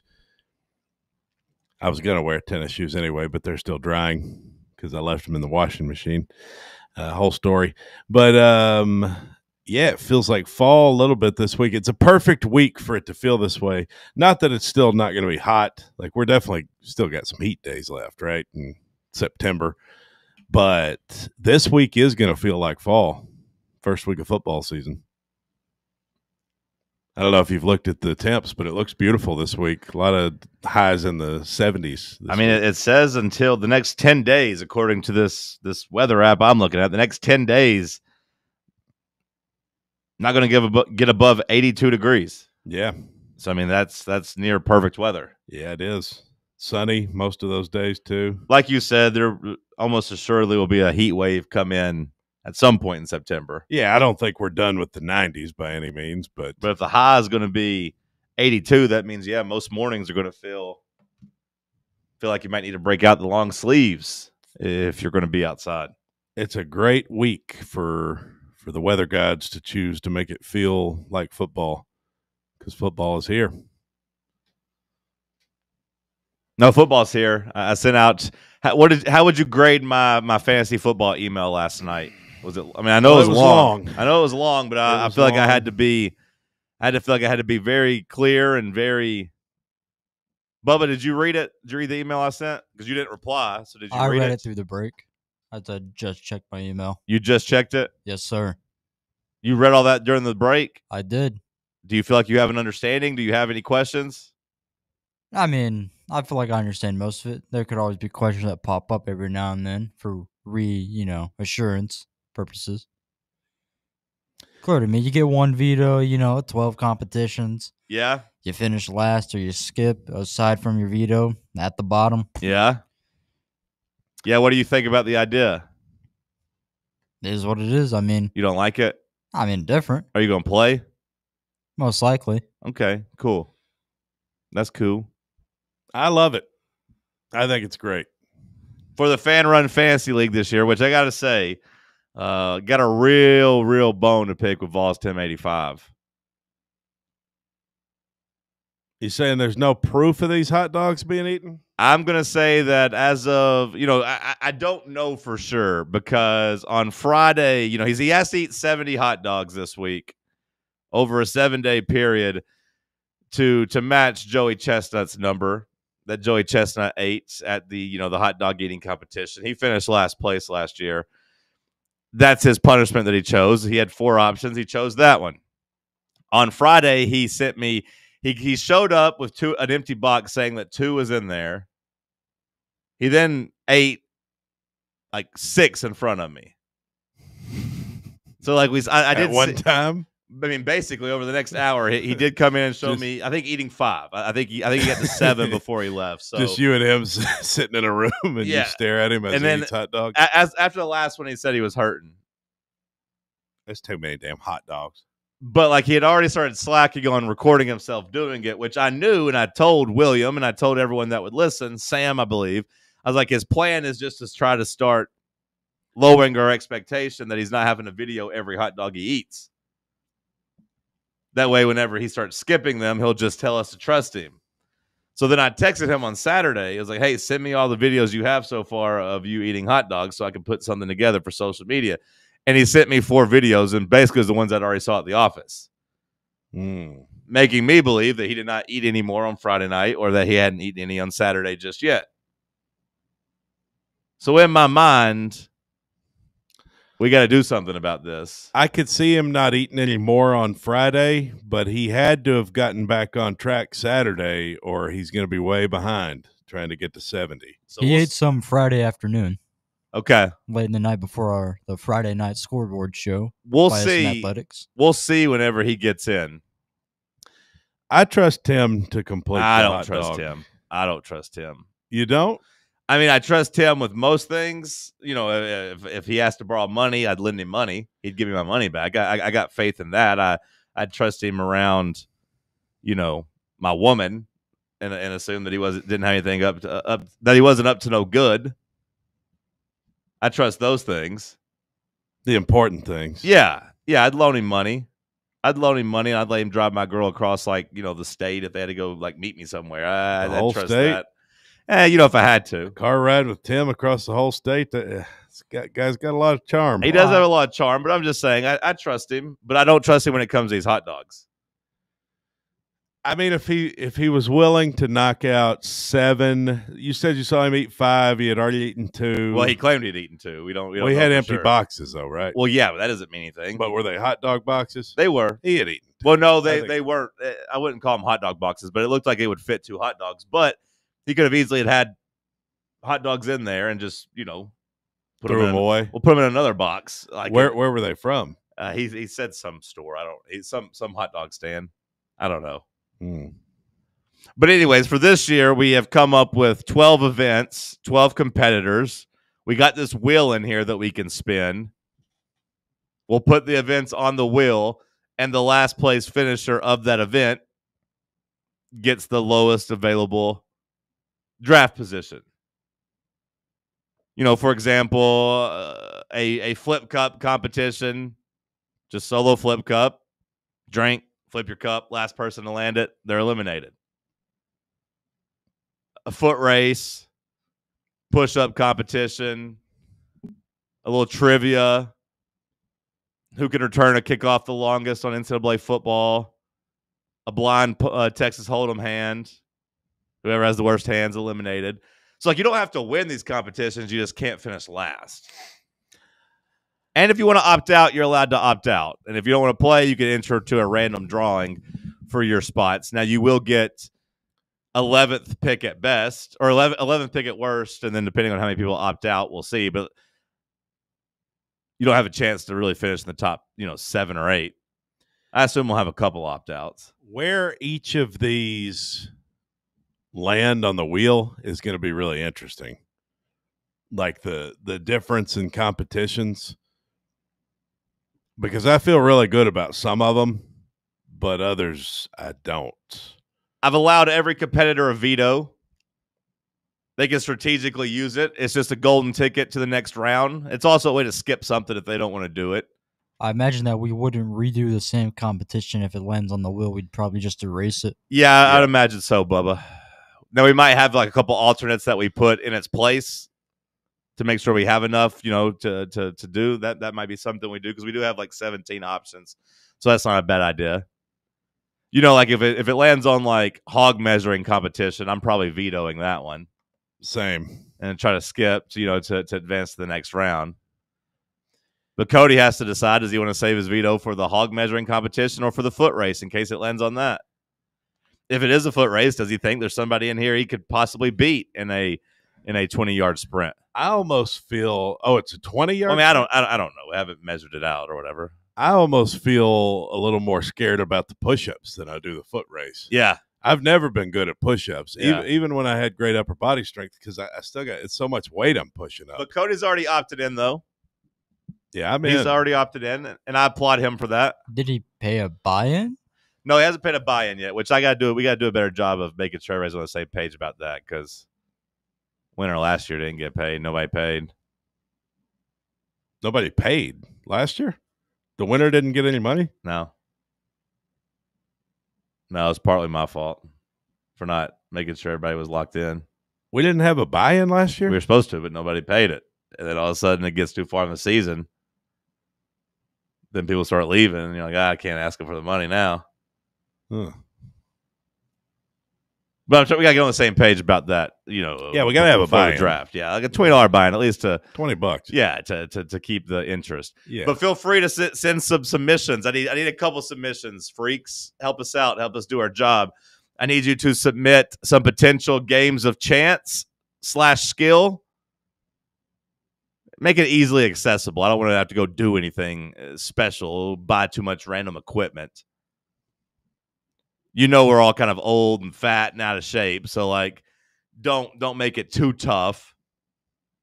And also feel free to submit some punishments because I want to refresh the punishments for this upcoming season. Football. Some of these I can see myself having a real advantage, and some of them are going to make me so mad. Yeah. Yeah. Which ones do you feel like you have an advantage in? The drinking ones? Definitely the chug. Definitely categories. And definitely horse, solo pong shot, furthest football throw. I feel good at best about those. And solo flip cup. There's no way I'm the last one to flip a cup. Yeah. So yeah, mostly the drinking ones and I feel pretty good about horse. So far, I haven't gotten any opt-outs, but Bubba just read his email, so maybe a lot of people didn't read their email yesterday. We'll see. Do these all work? Have we thought about do they all work on no matter how many number of participants you have? Feels like it. I mean, obviously I don't want to play 12 people in a game of horse, which it'd be like it'd be like 2 letters maybe, or 3 letters. Now it'd be like pig or Vol. Yeah. Vol. There's a couple things we got to clarify on the solo pong shootout. That's everyone is going to shoot at a full deck of cups.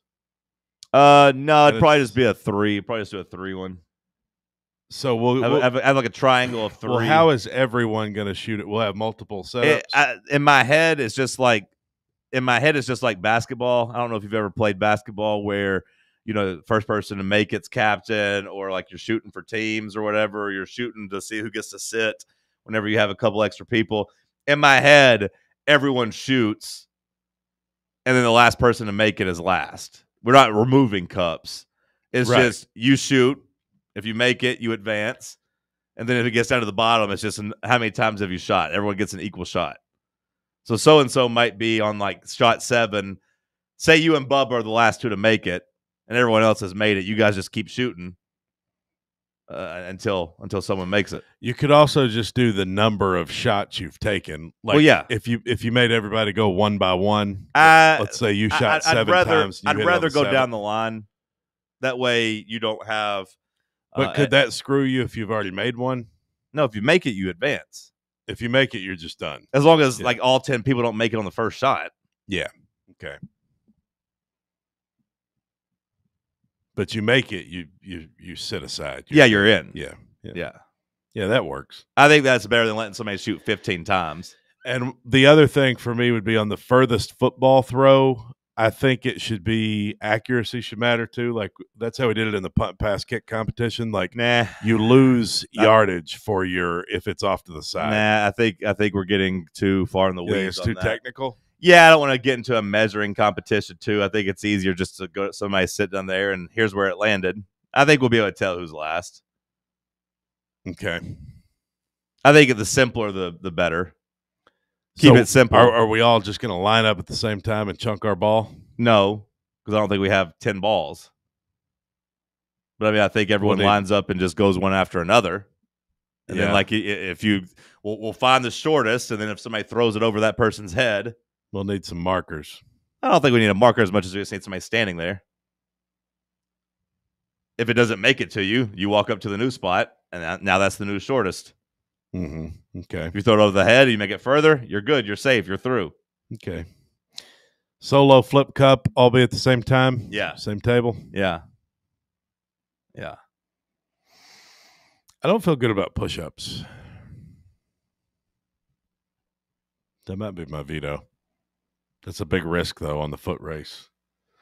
How many push-ups do you think you can hammer out right now? I've never been good at them. I mean, you said one day on air that you were very confident you could still do 10 right now. I mean, I think I could do 10. I don't think you could, just for the record. That's kind of insulting. I don't know if you can call it insulting while also saying you're scared about the push-ups. Well, I'm just saying if I'm going to veto one, but I think I could do 10.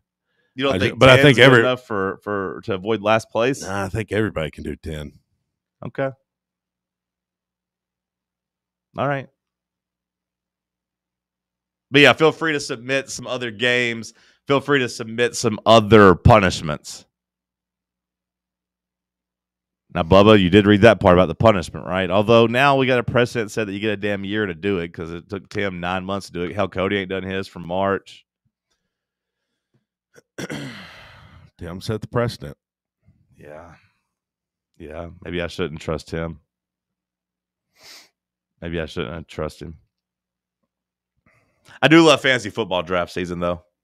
Like, I know, like, week 0 is kind of like the start of football season, but for me, it doesn't get real until I hear that dun, dun, dun, dun, dun, dun. No, that's the baseball music. But you know what I'm talking about. The ESPN draft music. Last night when the auction just kept going, doot, doot, doot. Do you want to know about my roster? Not at all. I care less about your roster than I care about you pretending to be Italian. Don't want to know about it at all. I think it's a pretty good roster. Care less. So there is a question, actually. Okay. I had the number 2 So pick. you finished last in the first competition. You're 12th. So why even bother doing any other competition? You wouldn't. You're eliminated. Okay. Yeah, I didn't make that clear in the email. Yeah, not everyone is going to get to participate in every competition. Yeah, once you finish last, you're out, brother. It goes 12th. Well, opt-outs. I do think if you compete, you still have to have the option of finishing last. I do think that's a wrinkle I want to give. But if you opt in, you're still going to be ahead of the opt-outs. No, the last place loser of the first event gets 12th. Everyone else will be ahead of the opt-outs.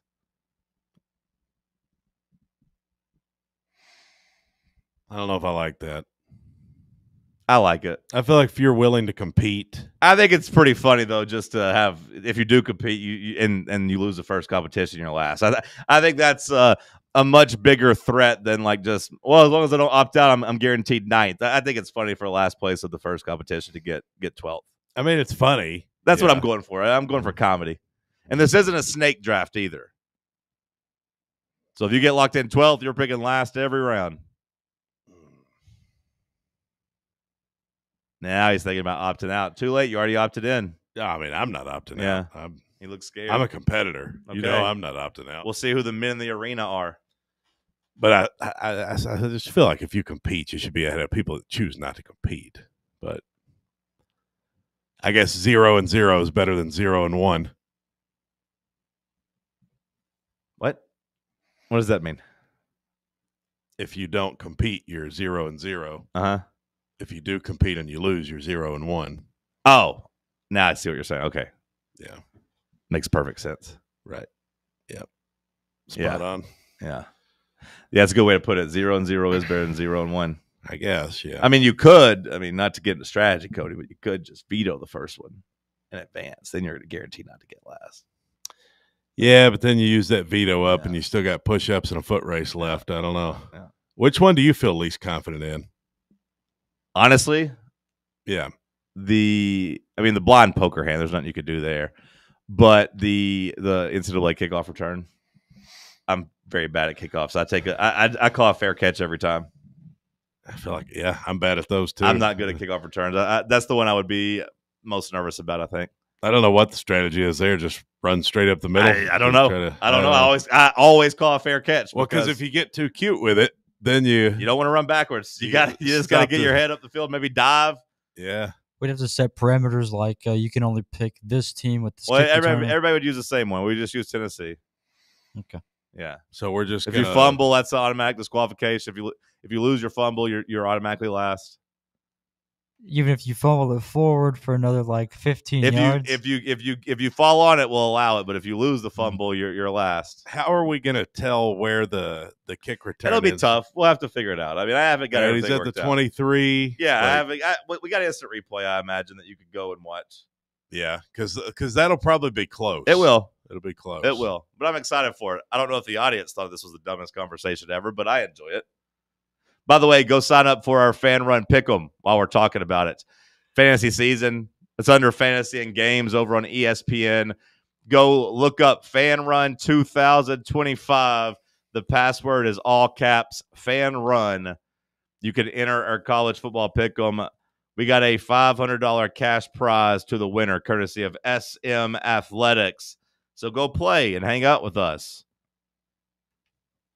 Week 1's going to be tough for that pick'em. Week 1's going to be tough, but that's what's going to make it fun, Bubba.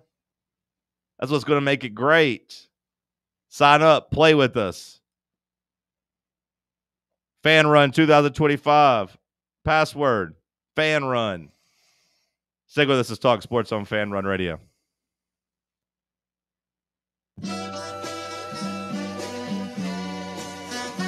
You're listening to Fan Run Radio, the sports humans. Now, it's time for your Atlanta Braves morning update. Presented by Tidal Wave Auto Spa. Get clean car happy at any of the 250-plus Tidal Wave Auto Spa locations today. Braves salvage Game 3 against the Mets. I'm Barrett Salee, and this is your Braves Radio Network morning update. Get clean car happy all season long at Tidal Wave with exclusive membership discounts, giveaways, and more. Visit TidalWaveAutoSpa.com/Braves for more information. The Braves topped the Mets to avoid the sweep on a beautiful Sunday afternoon at Truist Park. 4-3 your final, and Jurickson Profar was your hero. 2 for 4, including a 2-run single in the bottom of the 8th that proved to be the game winner. Raisel Iglesias would close it out, his 22nd save of the season and 9th during the month of August. Sean Murphy also picked up 2 hits that broke an 0 for 24 stretch for the Braves catcher. 9-game road trip starting tonight in Miami. Spencer Strider on the hill. He's 5-11, has a 5.24 ERA, 102 strikeouts, 36 walks, a 143 whip, and a 276 opponent batting average. Right-hander Edward Cabrera going for the fish. He's 6-7, has a 2.52 ERA, 126 strikeouts, 39 walks, a 122 whip, and a 2.36 opponent batting average. For leadoff show on the Braves Radio Network at 5:25. First pitch against the Fish, 6:40 Eastern Time from Lone Depot Park, and you can hear it on the Braves Radio Network. This is Coach Josh Heupel. In football and life, you need a solid defense to protect what matters most. That's where Farm Bureau Insurance of Tennessee comes in. Score peace of mind with Farm Bureau Insurance, the official insurance of the Vols. They're your line of defense. FBITN.com. This is Baseball VFL Cody Brown. Farm Bureau Insurance is the official insurance of the Tennessee Vols. I'm here to be that line of defense for all your insurance needs. Give me a call at 865-992-3871 and go Vols. For over 3 years, Crumble Cookies has served the Knoxville area. From Clinton Highway to Parkside Drive, even our friends out in Maryville have reached you, our fans, with the best cookies in the game. This fall, Crumble is gearing up for yet another fantastic season. Whether you're tailgating or looking for a pick-me-up after getting the kids from school, Crumble has you covered. Download the Crumble app to check out this week's rewards and features. And stop on by. Tell them FanRun sent you, but don't miss the cookies. In a world filled with deadlines and screens, sometimes we forget the simple joys of life. Days filled with special moments. At Inward Half, we understand the essence of these moments. Feel the difference between our breathable fabrics and flexible apparel as you disconnect from the hustle and bustle and reconnect with what truly matters. Inward Half. Simple luxury for on and off the course. Yeah, it's another day, but what kind of day is it really? A day of doom scrolling? Laundry day? Nah, it's a White Claw day. Light and refreshing tasting, uniquely cold way filtered. There's an iconic flavor for everyone. So grab a pack, grab your friends. Make the most of each day with those who matter most. When you're together with White Claw, every day is a once-in-a-lifetime experience. You just gotta grab it. White Claw. Grab life by the claw. Please drink responsibly. Hard seltzer with flavors. White Claw Seltzer Works, Chicago, Illinois. Your tax refund belongs to you, not an identity thief. Over $6 billion in tax refunds were flagged by the IRS for possible identity theft last year. If you're in a bind this tax season, LifeLock can help. They monitor and alert you to identity threats you'd miss on your own, even if you're careful with your personal information. And if you do become a victim of tax-related identity fraud, LifeLock has U.S.-based restoration specialists ready to help solve your identity theft issue. Plus, all LifeLock plans are backed by the $1 Million Protection Package, meaning LifeLock will reimburse you up to the limits of your plan if you lose money due to identity theft. Let LifeLock help protect your financial info, so all you have to worry about is what you do with your tax refund. Go to LifeLock.com, save up to 25% off your first year. The promo code is HERD, promo code HERD, to save up to 25% off your first year. LifeLock.com. Identity theft protection starts here.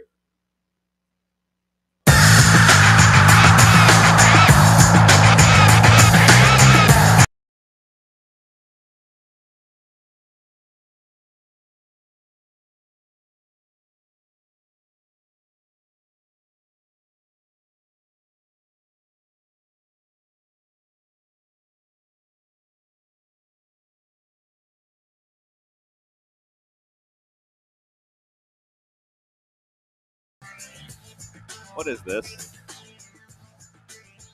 Is it a SmackDown theme? What is that? WCW Thunder. Thunder? I don't know if I ever watched Thunder, but I used to play. I think I played that video game. It sounded somewhat familiar, but I couldn't really place it. Okay. All right. Any big week 0 takeaways? Kansas State probably eliminated. Iowa State. Matt Campbell, I guess, is kind of not impressed by either team. No, but I think he's rehabilitated his image. Like I think for a while he was the hottest name in sports, or at least in college football, right? In terms of, oh, this guy would be great in the NFL. This guy, he's hot. He's hot. And then it kind of slowed down for him a bit. Idaho State's running back might be top-notch name to look at. Okay. I don't know if I need to double-check to see if he's a senior or not, but he's a dude, man. All right. Dan Mullen probably like, man, I took this UNLV job to get a bigger job, and if we lose to lose to Idaho State game 1, that's going to really hurt my chances. This defense really going to hurt my chances. But like the wise Cody McClure said, teams improve from week 1 to week 2, so we'll see what Dan Mullen and his defense looks like the next time they play. But yeah, Matt Campbell probably my biggest winner of the college football weekend, at least, just because it does feel like he's got that thing rolling in the right direction again. COVID, he was a darling as they finished in the top 10. Then the year after, they came in ranked in the preseason top 10. They finished 7-6. The year after that, 4-8. 2023, 7-6.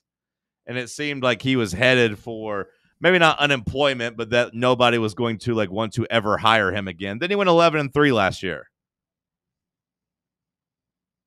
And now he won, the marquee week 0 game, and now positions Iowa State to be a threat in the Big 12 and to be a potential playoff team. Now, do I think they are the best team in the Big 12? No, but they're in a hell of a lot better position than Kansas State is right now. We'd all agree on that, right? Yep, it's better to win the week 0 game than to lose it. But I don't think Kansas State's eliminated. Nobody's eliminated yet. Still a lot of football to be played. Kansas State could run the table. They could. They won't. They won't. But they could. Do we think we see another fight between Johnson and his family? The Johnson boys? We think we see another fight? Do we know why they were upset with each other? I haven't seen that. Don't know the motive? I haven't seen an explanation of that. That is embarrassing to have after your first game and there's a video of your brother and your dad fighting. Especially after you lost. and you got stopped on a big fourth down. Imagine the vibes, though. You're presumably, liquored up in a foreign country watching, your family member play, and then you're saying, nah, you shouldn't have thrown that, and then, I mean, honestly, the dad said, nah, it was the right call by him, and then you're fighting with your old man in the dirty streets of Dublin. Well, like you said, Bubba, you're in a foreign country. Honestly, isn't it kind of on brand to be in a fist fight if you're drinking in Ireland? Well, I was going to say Ireland Drinking and fighting in Dublin sounds That's beautiful kind of to part me. of that's the culture. I mean, if I was going to fight in Ireland, they'd probably just let it go. Nobody was arrested, so I mean, I don't think they really cared. So I think I'd call that. You familiar with the Conor McGregor story with that old man in the bar? No. They say that like he punched him in the face because he refused to order his proper 112 or whatever it was, and Conor McGregor was offended. The guy didn't want to drink his scotch, so he punched him in the face, or his Irish whiskey. Irish whiskey and scotch not the same thing, is it, or is it? No. Okay. Scotch is Scottish. Yeah, that checks out. So he punched him in the face, but they said the old man just sat there and they just kept drinking. Nothing happened. He punched him and they went about their business. I think I'm going to reverse course on this one. I'm going to say this is not embarrassing because it was in Ireland. Nah, it's still embarrassing. I'm going to call it part of the culture. It's weird, though. That's what I'd like say if I was the family. Avery, by all things considered, played a pretty decent game. 2 touchdowns, no interceptions thrown for, 270-plus yards. Feel like the stats look a lot better than his actual performance did, though. Yeah.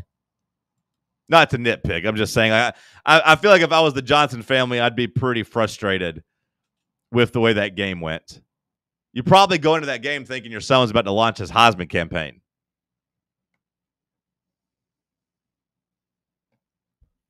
He's about to introduce himself to the country. Is that the expectation? I mean, I think a lot of people thought Kansas State was a dark horse in that conference. I think a lot of people thought Avery Johnson, by proxy, would have been a dark horse to just be a quarterback that mattered this year. Now, maybe not a Heisman winner, but if you go out there and you put up good numbers, maybe find himself in New York. I think it's his family and the Kansas State fan base. You're probably hoping for that. Do you think the SEC has better quarterbacks than the Big 12? Yeah. Like top to bottom when you look at the names. Yeah, and I'm not trying to do confirmation bias after 1 week, but I told you, when I was watching Rocco Becht and Avery Johnson, I was like, I'm glad we didn't break the bank for either one of these guys. But there's a lot of names at the Big 12 that people like. Who? Like those two guys. Sawyer Robertson. I'm good on Sawyer Robertson. Josh Hoover. I'm good on TCU. Josh Hoover. I'm good on both those guys. I wasn't overly impressed. The Arizona State quarterback. Yeah, Sam Leavitt. I liked him last year. I liked him. If Tennessee could have gotten him, maybe that fires you up. But he was never really an option because he's entrenched there. But I think Leavitt is solid. The other guys, though, no, man. I think they're all. Former Tennessee Vol Taven Jackson. Where's he at? Well, UCF. You also got the kid at Kansas, right? He's at UCF? I think he got beat up for the job, though. Jalen Daniels, he's still at Kansas. Jalen Daniels, yeah, and I like him. I'm just saying, if you look top to bottom, you'd take the SEC's quarterbacks. Yeah. I mean, Lenora Sellers and Arch Manning. I'd take those two over any of the top two in the SEC, or any of the top two in the Big Arch. 12. I'm not even big on Arch. I'm not even huge on him just yet, but I'm saying I'd still take him over the guys you mentioned. Mm-hmm. I don't like Nussmeier or Lagway either, but I'm taking them over Sawyer Robertson and Josh Hoover. Right. Yeah. Diego Pavia. I'm taking him over basically. I'm not taking him over. I'm taking him over 8 or 9 of the quarterbacks in the Big 12. No. I'm not taking Pavia over anybody. I don't like Pavia either, but I'm taking him over those guys. I'd rather have Colorado's new quarterback. Who's he? John Mateer. I'd rather have him. Who's Colorado's new quarterback? Yeah. I don't know if he won the starting job or not, but it was maybe going to be Caden Salter. You remember him? I remember him. Came here, got kicked out for weed, went to Liberty. What about Bear Bachmeier? That's a cool name. Great name. Yeah, great number. That's a great name. Great story. Who is he quarterback? BYU. It'd be cooler if he Oh, that's the true freshman. Yeah, that's the one guy got kicked off for sex, so they're turning to a true freshman. I'm pretty sure. Kicked off for sex. Yeah, the Retzlaff. Huh? Jake Retzlaff. That was their BYU quarterback, Retzlaff. Oh, yeah. They called him BY. What's the sex joke there, Bubba? What's the sex Well, joke, Cody? it wasn't sex. It was. I don't know. Bubba just cut his mic off. BYKY. Oh, KY jelly. BYKY. Yeah, I don't. BY jelly. I don't know. BYU should know. Okay, cool. On Saturday at least, the Colorado Buffaloes had not named a starting quarterback between Julian Lewis or Caden Salter. I feel like we're missing one. Who are we missing? I don't think we are. Who's Texas Tech I think it's a really dumb question because I think we got Noah Fafita. I think the Big 12. He sucks. Connor Wegman. He sucks. Devin Dampier. Don't know who that guy is, but he's got a dumpy name. Nico Marchiol. If it ain't Ian Maliava, I don't think he matters. Zane Flores. Let's see here. I think it's a dumb question. I think the SEC clearly clears. Tyler Shug. The current quarterbacks for Texas Tech are Tyler Shug. Wasn't that the guy that got, isn't he in the NFL? I mean, SHOUGH? Yeah.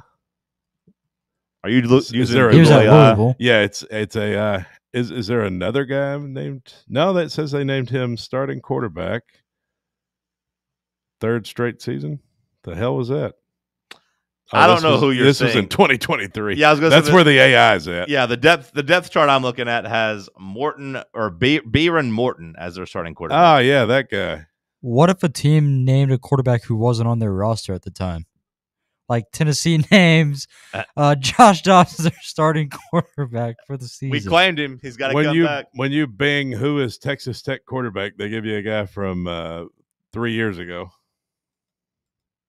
It's a good endorsement. Beeran Morton. It's a good endorsement. Hour 2 in the books. We'll kick off hour 3 with some headlines. It's Talk Sports on FanRun Radio. The flagship station for Tennessee football. Fans. FanRun Radio. Are you ready to make your dream home a reality? Hi, I'm Bo Kregner, and here at the Kregner Group at Realty Executives, we know that finding the perfect home is more than just a transaction. It's about finding your sanctuary, your future, your happiness. Our team is dedicated to guiding you every step of the way, ensuring a smooth and stress-free journey towards home ownership. Whether you're buying, selling, or investing, we're here to help. Call me anytime at 865-742-1035 or just visit us online at bonowshouses.com. If you're looking for a sports talk show that gets to the bottom of the biggest sports topics, then check out Under Review on FanRun Radio. I'm Bob Baskerville, and every day, Sam Beard and I cover the latest news on the Vols. We also widen our view to cover what's hot in the SEC. From local and national media pros to the coaches and players we all root for, we have the best guests and experts anywhere. So tune in weekdays from 10 a.m. to 1 p.m. on AM 1340, FM 105.7, or stream live on our free app. It's Under Review on FanRun Radio. We really need to get some branded stuff. Shirts, hats, promo items, something professional. I mean, we could just find a website and order a bunch of it ourselves. You could, but you're taking a big risk. You don't know the quality, the fit, the timeline. It's a roll of the dice. Yeah, I guess. But isn't that how everyone does it now? Not the ones who actually care about how their brand looks. Look, if we're putting our name on it, it needs to be done right. We need SM Athletics. SM Athletics? Yeah. They specialize in working with businesses like ours. Apparel, hats, promo gear, but real, customized stuff. They actually care if it turns out right. Probably a lot better than getting stuck with 100 t-shirts with crooked logos. Exactly. Plus, they'll walk you through everything. Sizing, colors, material, so it matches the image we're trying to build. Makes sense. What's the name again? SM Athletics. Trust me, if you want to look like a real company, not a flea market stand, this is the move. If you're serious about your brand, work with people who are serious about getting it right. SM Athletics. Your phone's blowing up, but you're in the driver's seat. Ignore the buzz, keep your eyes on the street. No text back, no scroll, just let it wait. Attention on the road, that's the only way. Phone's blowing up, but you're in the driver's seat. Ignore the buzz, keep your eyes on the street. No text back, no scroll, just let it wait. Don't drive distracted. A message brought to you by the National Highway Traffic Safety Administration, Project Yellow Light, and the Ad Council. Hey, football fans, this is Stats. And this is the Sheik. And together we are the Cover Boys, and we cover college football like no one else. Each week, we preview all the big games in college football, and we may not tell you who's going to win, but we'll tell you who's going to cover.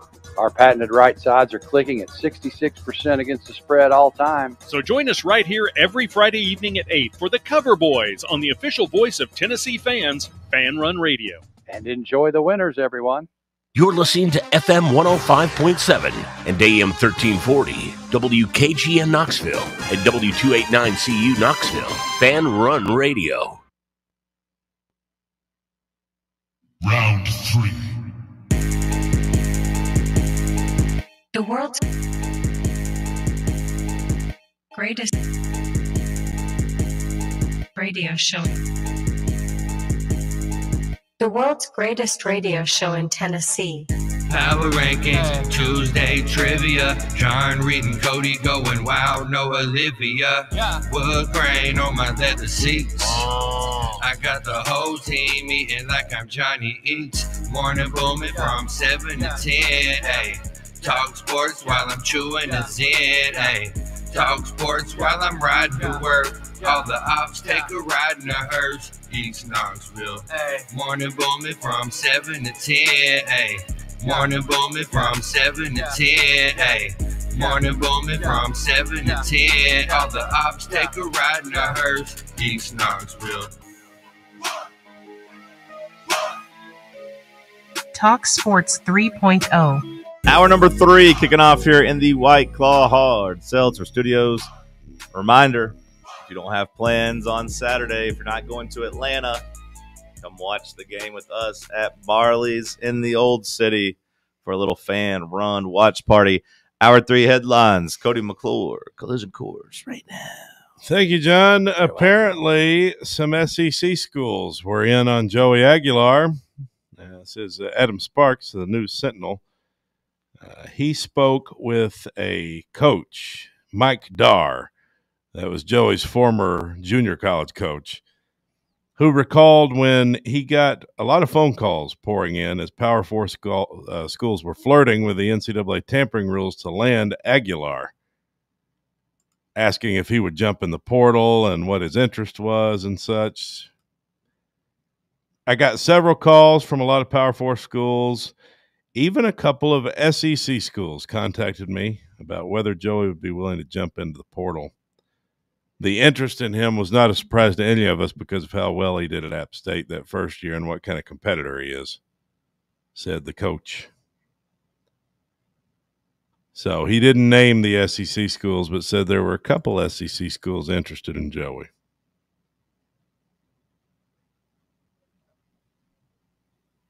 Doesn't mention them, though?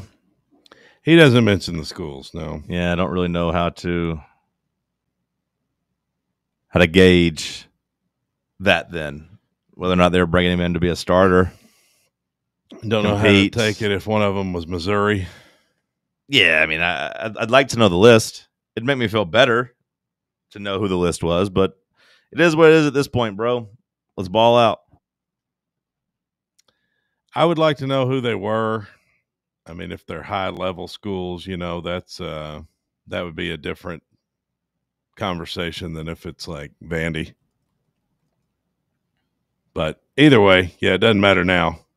We got him. It is what it is, so we'll see if he's got it. The Vikings have signed Carson Wentz. They traded Sam Howell to the Eagles. Vikings bringing in quite the veteran in Carson Wentz. Take Shedeur Sanders off the list. You wouldn't want to call him now. That's another place that he could have maybe gone to be a backup if he was going to get out of Cleveland. I saw, it kind of sucks for the Titans that Will Levis was out because I think there might have been a trade market for him, at least a 6th-round pick or so. Maybe because I saw Vegas, I believe it was, saying they need a backup quarterback badly. Sucks. Seems pretty dire out there if teams are calling Carson Wentz at this point. Yeah, that's not a guy you really want to have on your team. The Cowboys released longtime lineman Lael Collins, the offensive tackle for Dallas, as they look to get down to the 53-man roster limit. The veteran Collins was among the players who were told they would be released. He had joined the Cowboys during training camp after injuries on their offensive line. Played right and left tackle during the preseason. That's a guy who started 71 games at left guard and right tackle for the Cowboys from 2015 to 2021. Played for the Bengals before suffering a knee injury. I just remember him being linked to murder on draft night. What year was that? No, I don't remember really. If I'm just off the top of my head, I'd say like 2016, 2017, but I don't know. Well, it was before that. Okay. I guess because he said he played from 2015 to 21. Oh, well, then that'd be 2015. I didn't know if he was drafted somewhere else or something. Nah, he was with the Cowboys. Or he wasn't drafted by the Cowboys. They basically got to get him for free as an undrafted free agent because he fell so far in the draft that basically his agent reportedly told people not to draft him because he wouldn't sign because he was worth more than what they were going to give him. So then he was able to sign a deal with the Cowboys, and that really helped, boost their offensive line. And he ended up getting to, I believe, get to free agency quicker than he would have. Cal Raleigh has broken the MLB record for catcher home runs as the Mariners slugger launched number 49 of the season, breaking the record for home runs for a catcher. How about that? Up to what, number 49? That's crazy. Yeah. 49 on the season. That's kind of surprising to me. That's the all-time record for a catcher. I mean, I know catchers don't typically get the rub for being good at, being sluggers. They usually don't have to hit at all to be a good catcher. You can bat down at 200 and be pretty below average at hitting at the plate. It was set by Salvador Perez in 2021. Oh, okay, so not long ago at all. Now the big dumper with the Tennessee tie. Of course, his dad was Todd Raleigh, former Tennessee baseball coach. Yeah, it was. Is he going to win MVP? Like, who's supposed to win MVP in the AL? Do we know? He deserves to win MVP. He deserves to win MVP? Absolutely. Okay. Instead of Aaron Judge. Is that the Red Sox fan talking there, or the Red Sox fan and baseball fan? Because Aaron Judge won it whenever he had the 7th most home runs hit. So, but this guy's actually breaking records out here, especially for his position group as well. Well, right now they're the two favorites. Judge a slight edge, so it does seem like a neck and neck race. Meanwhile, the NL MVP is another Shohei Ohtani runaway. Dodgers and Reds getting ready to start a series. Cody. Yeah, why would it not be Judge? Talking about the MVP. I mean, just because Cal Raleigh's hit 49 home runs. The Mariners and Yankees, I imagine, have pretty similar records. 70. Yeah, I mean, basically they're a half game away from each other. If you're setting an all-time record, I think that helps you get MVP. Speaking of Yankees, George Herman Ruth has been arrested for fraud. He's an East Tennessee man. And his name is George Herman Ruth? His name is George Herman Ruth. Was that his fraud name or his real name? Was he going around telling people that was his name? Well, it's funny because the scheme did involve baseball. So he's obviously comes from a baseball family. Okay. The East Tennessee man named George Herman Ruth is accused of a massive fraud scheme using dead baseball players' names. Oh, okay. That's exactly what he's doing. He's facing more than 90 federal charges after he was accused of submitting hundreds of class action lawsuit claims using the names of dead or retired baseball players. On August 12th, the 69-year-old of Morristown was indicted. It includes mail fraud, aggravated identity theft, social security numbers, money laundering, making false statements, all kinds of stuff. The indictment was unsealed on Thursday. So that's what he was doing. Yeah. George Herman Ruth, though, was listed as his legal name on his court paperwork. It's unclear if the suspect may have changed his name to match that of baseball icon George Herman Ruth, says WATE. I think it's pretty clear. Yeah. Given the charges and the name George Herman Ruth. Does it have names of other guys he has tried to mimic? Have they linked him to anybody else? Ken Griffey Jr. My name is Kenneth. Now, it just says he found pending class action lawsuits and used names of deceased or retired baseball players. Very strange. Yeah, it doesn't have any of the other names on here. If convicted, he could face up to 20 years. So, shout out to him. He's an East Tennessee man right down the road in Morristown. Old George Herman Ruth. Maybe he'll be involved in a curse, too. Have you seen the Cade Klubnik story about the bogus car crash rumor? I mean, it feels like we have one of these once every 2 months, every offseason. Somebody's either torn an ACL, someone's gotten in a car crash. I feel like we had the same thing last year with someone, but reporters did come out and say this is false, not true. Well, his mom is coming out and talking about it and says she was thankful that he's okay. I mean, yeah, I guess she's on Twitter. She just sees that on Twitter. Yeah. Or somebody else sees it on Twitter and starts calling her. Somebody starts blowing her up, asking, hey, is Kate okay? She's like, what? What's happened? What's the matter? Where's my baby boy? He's not answering the phone. He's like, Mom, I'm asleep. Thankfully, it is fake news, she said. Cade is fine. So somebody started a rumor that he was in a car crash? Yeah, just on a message board. On a Clemson message board. Kim Klubnik said like, oh, my brother is a first responder, and he just told me there was a bad wreck, and it ended up he told me it's the quarterback, and that his arm's messed up. It was a pretty bad crash. Kim Klubnik said, my heart has not stopped racing since someone shared the story with me. How can someone be so cruel? It really is a good question, man. Like, I mean, I understand, hey, it's the internet, we're just trolling, hey, we don't care about anybody, but you do have to keep in mind that those people have families. Well, yeah, when you find out that his mom found it. That's what I'm saying. Does that not change things? They told his mom about it, and she's upset. Nobody wants to think of an upset mom. Like, imagine what Sister Jean's family felt whenever they got that story sent to them. What Did she have any family? Wasn't she a nun? Everyone's her family. What do you mean, does she have family? Well, aren't nuns known for not having a family? Does that not mean that she could have nieces and nephews? Okay.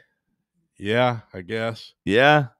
Do we really care what a niece and nephew think? I don't know what the relationship is. Some people are really close with their uncles.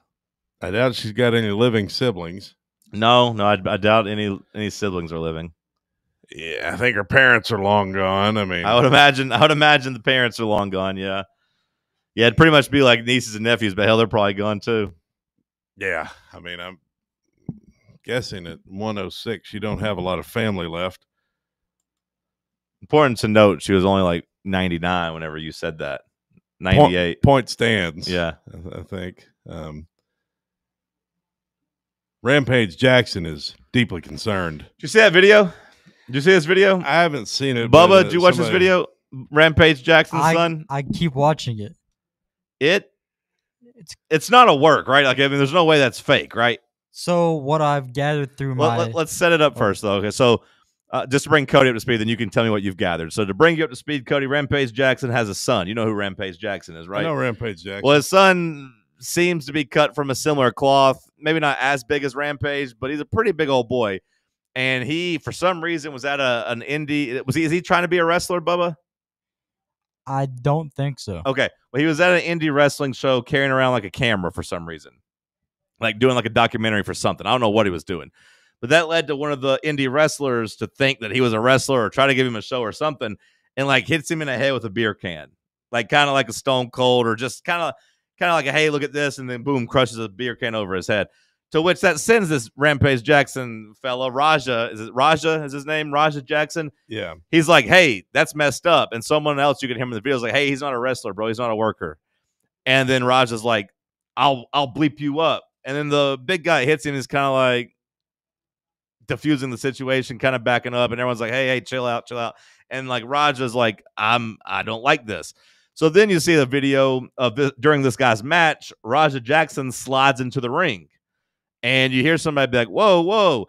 And then he picks him up and like picks him up as if like not necessarily a wrestling move, but if he's doing a backbuster, basically picks him up and slams him to the ground hard. And then gets on him and delivers like 5 pretty good UFC type of punches. And you see the guy go limp and get knocked out. And this Raja guy keeps hitting him until eventually like 8 wrestlers run in and try to restrain him. And then, then I saw some videos afterwards where he's like leaving and, wrestlers are still trying to argue with him and he's still fighting. His friend's like, hey, bro, we got to go. We got to go. We got to go. We got to get out of here. Then there's a video I saw of Rampage Jackson being shown the video while he's like in a club somewhere and he's freaking out. He's worried about it.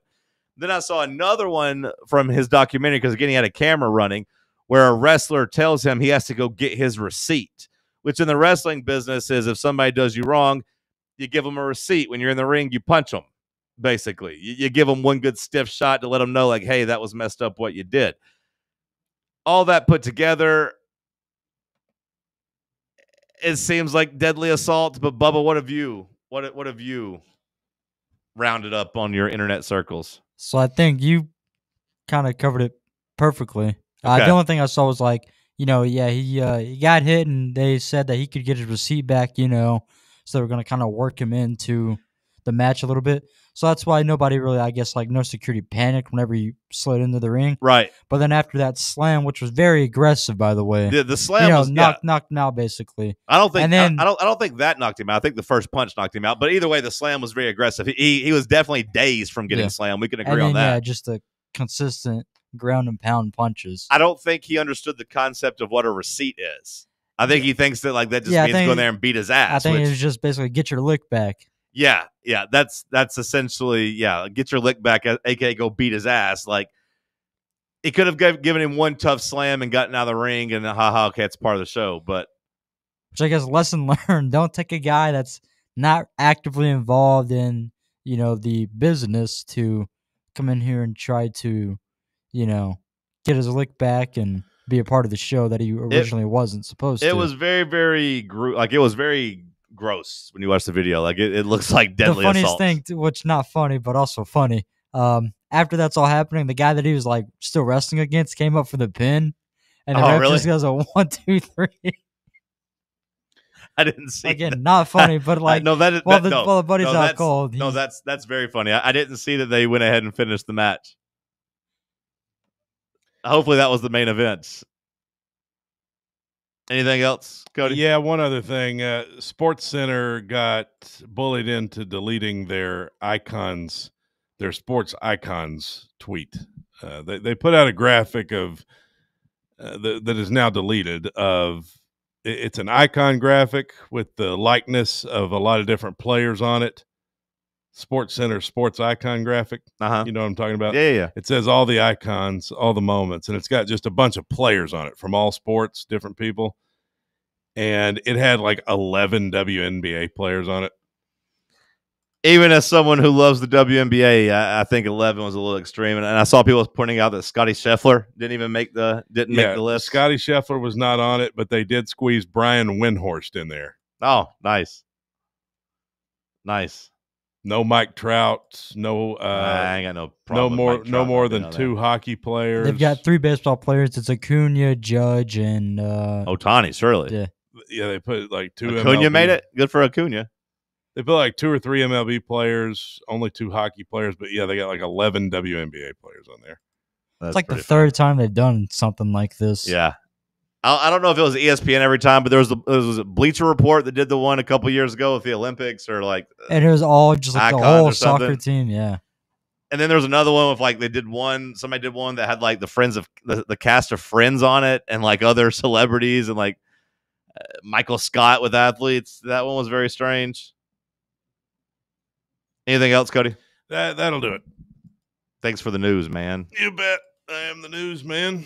Bubba, send us to break. You're the break man.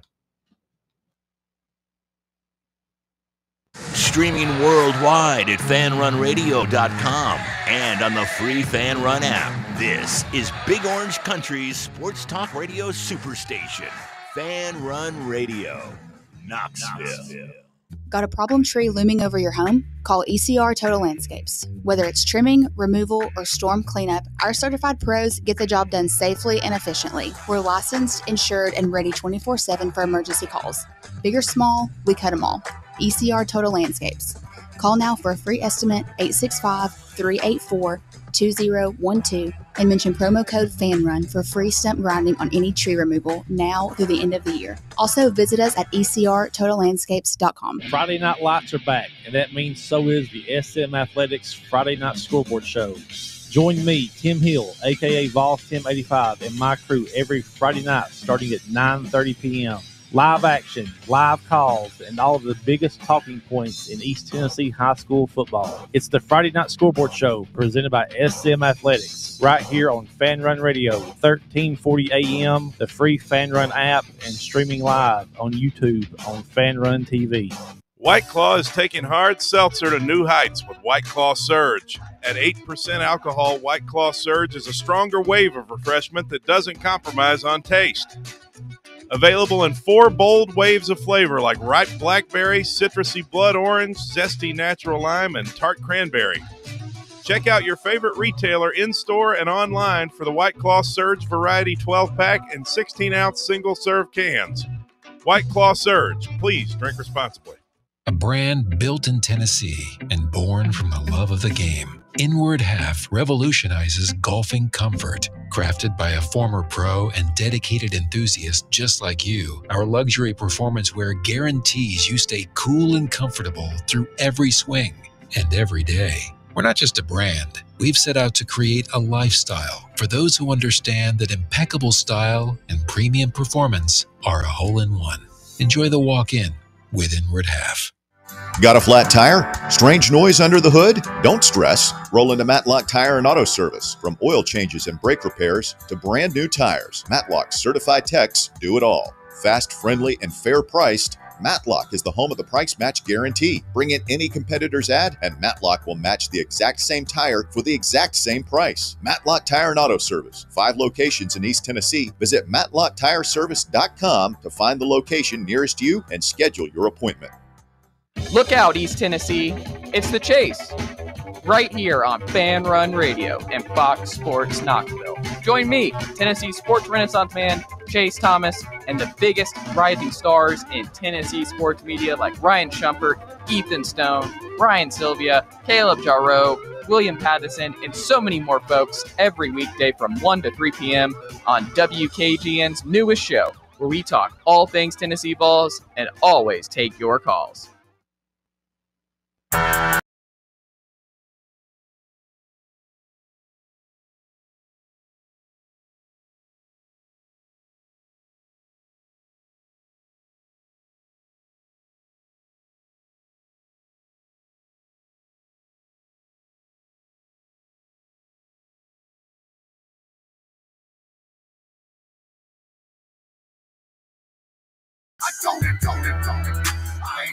Kentucky has announced their starting quarterback, Zach Calzada.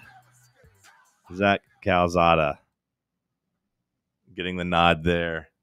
The Texas A&M transfer, the Auburn transfer, the Incarnate Word transfer. Zach Calzada.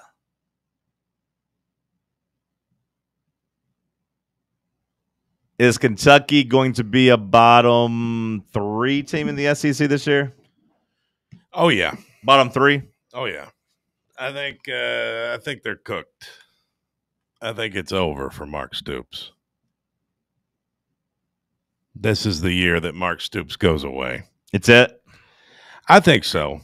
They remind me of Arkansas in a way, in that way.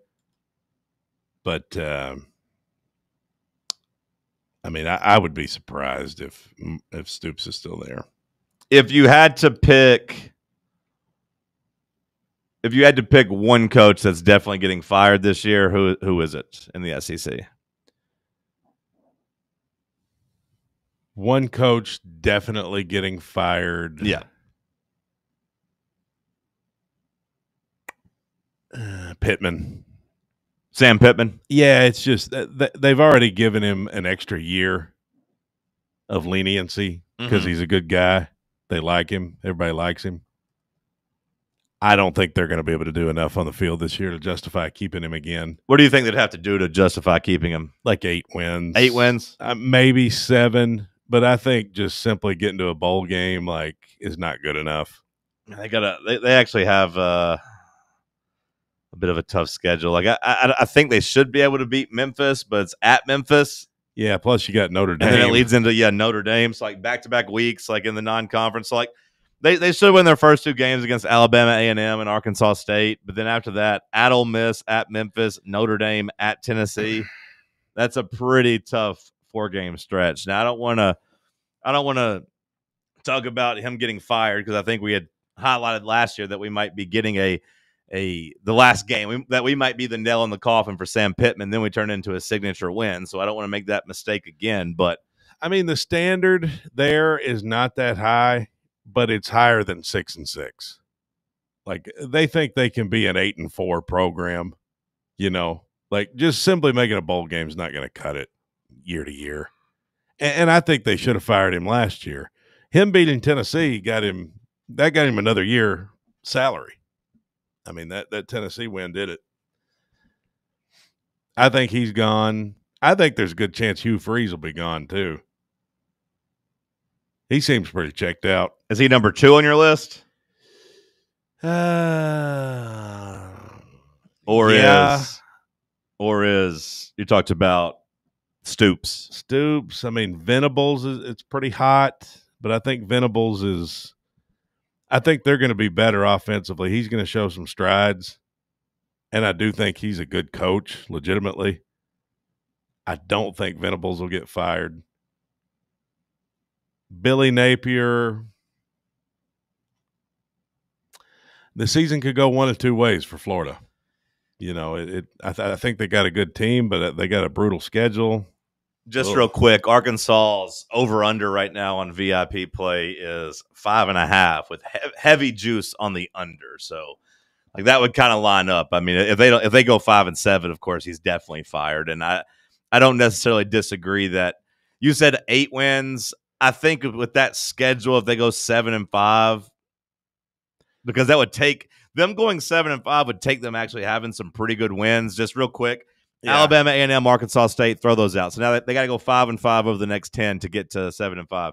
At Ole Miss, at Memphis, Notre Dame, at Tennessee, Texas A&M, Auburn, Mississippi State, at LSU, at Texas, and then rivalry week against Missouri. Finding 5 wins there for them would actually be pretty impressive. So you could tell me that they keep him at 7-5, but I don't see any scenario they really go 7-5. Yeah, I think they would keep him at 7-5. But I think that they see themselves as they can be an 8-win program. Sure. And not with that schedule. Not this year, but an 8-win program.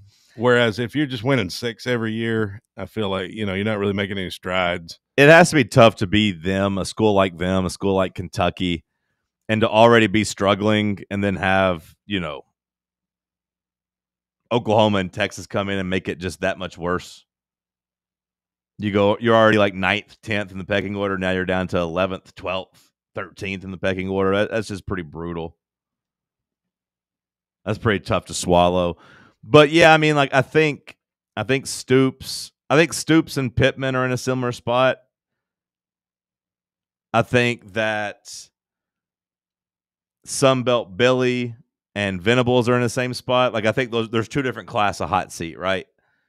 Most likely dead man walking, not much you can do in terms of actually winning enough games to save your job. I think that's what Pittman and Stoops are in. They don't have the roster. They don't have the schedule. They don't have really anything working for them. They ain't got the funding. Yeah, they're destined to win 5 games. They're cooked. Whereas Napier and Venables, they at least have a chance to go do something this year. I would imagine in Gainesville, I'd imagine in Norman, they're talking playoff chances. They're in a similar position of Tennessee. Maybe not playoff favorites, but hey, You should be talking, what can we do to make the playoff? Can this season break the right way to make the playoff? That's what tier they're at. Well, and they're higher standards. Just Florida and Oklahoma, blue bloods are close to blue bloods. I don't know if you call Florida a blue blood, but I mean, at this point, since the 90s, definitely a blue blood. They are at a higher standard when it comes to the expectations than an Arkansas and a Kentucky. Sure. Well, that goes into the resources and talent and everything. Yeah, everything together. I also think Hugh Freeze. I also think Auburn in the past they haven't been shy about pulling the trigger on a coach if it ain't working out. See, to me, Auburn's just different. Auburn's its own tier of hot seat. It's just like good old-fashioned like annoyance. Like it's like the old way of hot seats. Like, this coach sucks, we're going to fire him. Yeah. Well, that's why I think they could pull the trigger on Freeze if it's. To me, Venables or Napier would be like, it's just not progressing. We're losing our standing as a blue blood. Kentucky and Arkansas would be like mercy kills. Hugh Freeze is just like, we're crazy. We're a dysfunctional fan base. This coach is annoying. He says all the wrong things. It's time to get rid of him. Fire his ass. Of all these guys mentioned, I think Venables is the best coach. Of all the guys mentioned, so you take Venables over Hugh Freeze, because that feels Napier, Hugh Freeze. Feels like you wouldn't have said that about Hugh Freeze a couple years ago. Now, granted, he hasn't done anything to really prove himself at Auburn. But I don't like the vibe there. Okay. I don't like the stuff coming out of the press conferences and he just looks like a guy who's tired, which, the guy's going through cancer treatments, right? I mean, that's something that everybody's, crapping on Freeze about how he looks just ill and everything. But is the guy not going through cancer treatments? I'm pretty sure he is. Nonetheless, I don't like the vibe right now. I don't like what he's saying in the press conferences, and I don't feel like there's a lot of juice on Auburn. No. People are expecting Auburn as like a long shot contender this year. Like, that's the hope, is that they're like not to the level of where Oklahoma's thinking they're going to be, but they're like, yeah, Hugh Freeze, he's got a system in place now. Like, they're trying to talk themselves into it, but I think they're going to be pretty much bottom of the barrel. Okay. I don't disagree with anything you've said there. I think I'd keep Venables if I was Oklahoma. As long as the offense shows improvement, which you got to think with Mateer, that's the expectation. What's the drop dead number for him? For Venables? Yeah. Like you said, you'd keep him, but I assume that there's a caveat there. Like, as long as he wins, 7 games, 8 games? 7 was the number in my head, but 7 might not be good enough. They play a lot of ranked opponents this year. I mean, they play Michigan at home. Oh, yeah. They're going to win that game. They play Texas, neutral site, out South Carolina, home for Ole Miss, at Tennessee, at Alabama, LSU. Their other SEC games, Missouri and Auburn. Like, it's a pretty tough schedule. 7 seems like it'd be hard to keep him, though. Got to play Temple on the road. That's weird. That is weird that they're going to Temple, but I think if they win that Michigan game, that's going to be a big – I mean, now that we know the news that a true freshman is starting in that game, it kind of makes it a must-win, right? Like, I mean, for Sherrod Moore, I assume he's safe just because they're standing by him during this scandal. Like, when they could easily, I would imagine, fire him and get out of any type of contract he has. So, like, I imagine that game's going to be tougher and more important for Oklahoma, who's trying to kind of re-establish themselves. I mean, I see a world where Oklahoma's 5-0. Like, if they can beat Michigan, they should be 5-0. Otherwise, it's Kent State, Temple, Illinois State, and Auburn at home. Yeah. I mean, maybe you call it 4-1, but then, yeah, you're right. It does get tougher. It's Texas, at South Carolina, Ole Miss, at Tennessee, at Alabama. That's a pretty rough 5-game stretch. Maybe you get Ole Miss at home. And you don't get a bye week until after the Tennessee game. Like, you get a bye week to kind of lick your wounds before you go to Alabama for a revenge game, from the Alabama side, after they got embarrassed by Oklahoma last year. So, like, if you're an Alabama fan, why are you listening to this show? But you do have a chance to kind of get your lick back against Oklahoma the way they beat you last year and kind of rubbed your face in it. You could do the same thing to them and maybe get Venables fired. You got LSU, too, to close it out. I mean, you got home games against LSU, Missouri, Ole Miss, Auburn, and Michigan. Like, you need to get 3 of those, it feels like, if not 4. I don't know if 7 will do it. Feels like a bad time to draw Michigan when you got that last stretch of SEC play. If you're 5-0, it could catapult you, it could springboard you. But if you lose that second game against Michigan, all of a sudden, like missing a bowl game comes into play for them. That Ole Miss game at home, too, is an 11 a.m. game, local time. So it's not like that's going to be some raucous home crowd. You sure about that? Yeah. Okay. It's not. It shows to be determined on ESPN schedule, but that's where I'm looking. So I didn't really. Yeah. On the Oklahoma football side, it's 11 a.m. noon. I'd imagine it's one of those flex games though, where they could put it at. Well, they don't have it listed that way. Normally, though, they've got those flex games listed differently. So I feel like that one's locked in. But I don't know. That's the Oklahoma football site. Yeah, at Tennessee, at Alabama. That's tough. They ain't winning here. I like to look at best case scenarios for Tennessee when we do this, but best case scenario for Tennessee is by the time Oklahoma's coming to town on November 1st, they could already have, pretty easily they could have 4 losses. They could also be 6-2. Yep. I mean, I think they're going to lose to Texas.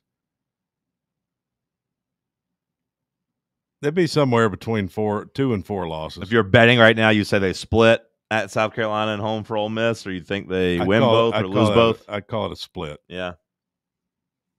I'd call it a split, yeah. So take a loss there, take a loss to Texas. Comes down to the Michigan game, really. Yeah, week 2, like we talked about, not a lot of great football in week 2. That's the ABC national window. So Oklahoma will be front and center. They haven't been. Were they on ABC when they beat Alabama? I don't remember. I was going to say they haven't been on front and center since we kicked their ass, but that was a night game. So it was a night game. Yeah, maybe they were front and center for that game. Probably so. But I mean, in week 2, you have 3 top 10 matchups in week 1. In week 2, you only have 1 ranked game where both teams are ranked, and that's Michigan, Oklahoma. That's the only ranked matchup you have. And it doesn't even really look like there's a path for anybody else to turn into a ranked matchup. I mean, I guess Oklahoma State could maybe get to number 25, but I don't think so. I'd imagine I'd imagine they're pretty deep, and they're playing Tennessee Martin. So yeah, they shouldn't be able to crack the top 25. Maybe Iowa or Baylor. Maybe they could crack into the top 25. If Baylor beats Auburn. Yeah, so they play Iowa. Like Iowa plays Iowa State. Baylor plays SMU. So there's a chance maybe that Baylor SMU is a ranked matchup. But outside of that, like week 2 is kind of a dud. Yeah, that's okay because I like week 1. And, it's never going to – there's always going to be up and down weeks. Like some college football weeks, it's like, the slate's a little thin this week. But let's see what I do really like week 1, though. We got some great games from Thursday all the way to Sunday. Now, not to do too far of a look ahead. This is the last week we'll do it. But week 3, though, you're back. You got a top 20 matchup on paper, Texas A&M at Notre Dame. Top 15 matchup, Florida at LSU. Of course, you got Tennessee hosting Georgia. That's a top 25 matchup. Clemson on the road at Georgia Tech. I think that game's interesting. So, yeah, week 2 will stink, but week 3 will be fun. I mean, week 2, Texas plays San Jose State. Penn State plays FIU. Yeah, no, it's terrible. Ohio State plays Grambling. Yeah. Clemson plays Troy. Georgia plays Austin Peay. Like, you go down the list. Yeah, week 2 is an absolute dud.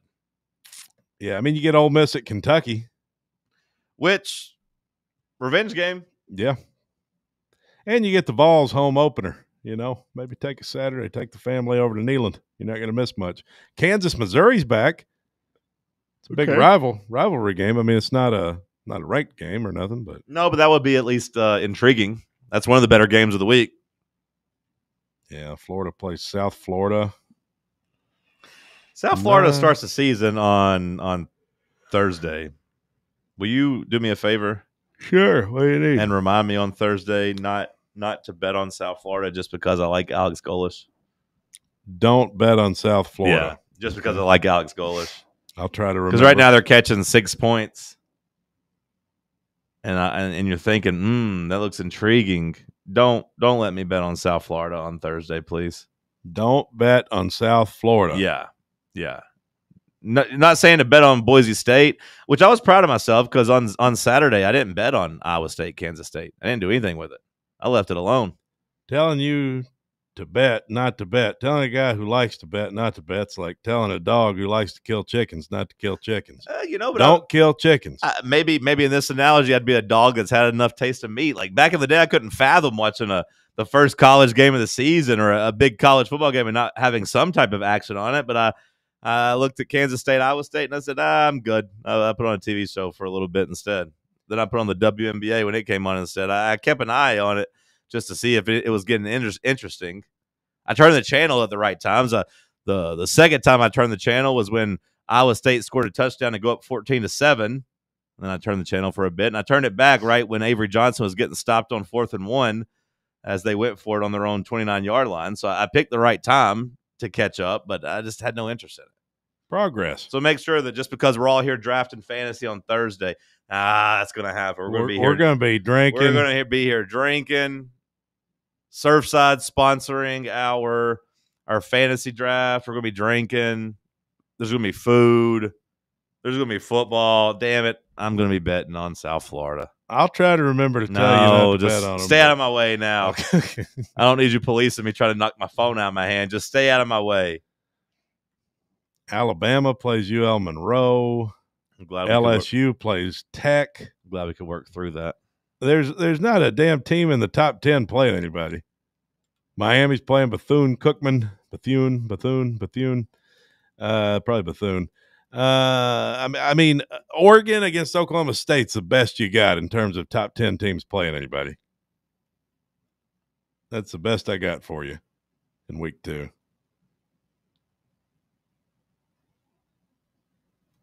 Last call on the other side as we catch our last time out. Football show. We're getting close, boys. Dun, dun, dun, dun, dun, dun, dun, dun, dun. Bubba sent us to break. Last call on the other side. Dun, dun, dun, dun, dun, dun, dun.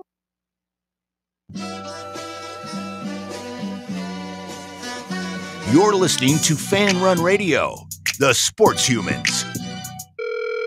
Hello, is Tina there? Who's this? Yeah, this is Vince from the hit reality show Wives Don't Tell. Tina applied for our show to confess that her husband won't go to the doctor to get his erectile dysfunction checked. She said she's ready for a guy that can bring the heat. All right, what the is going on? You know you're talking to her husband right now?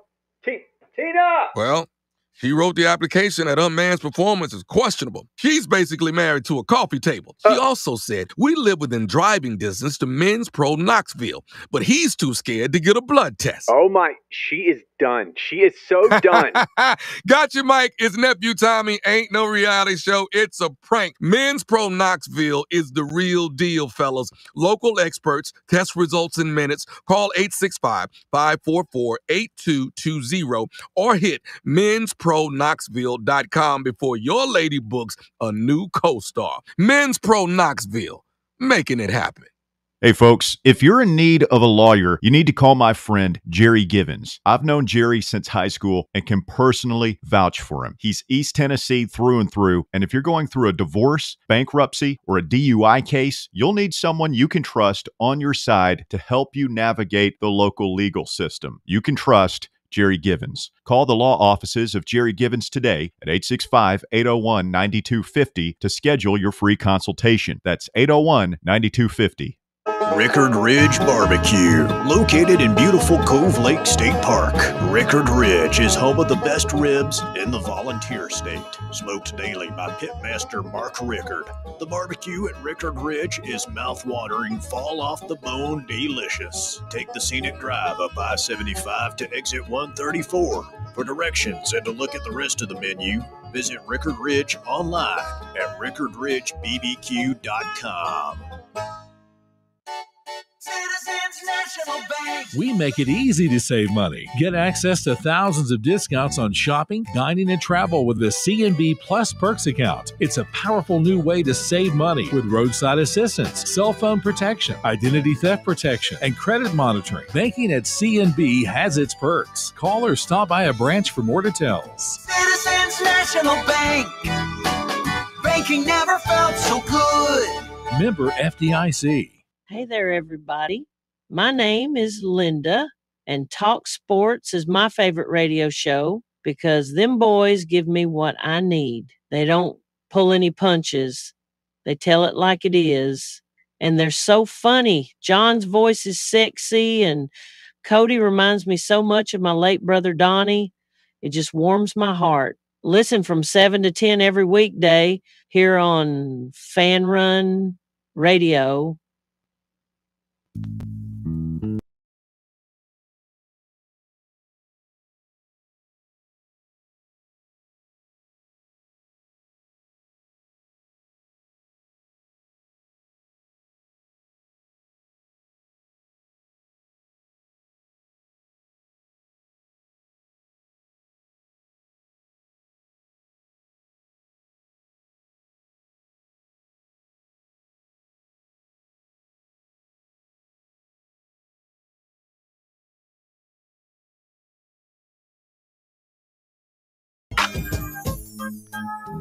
Last call here on the program.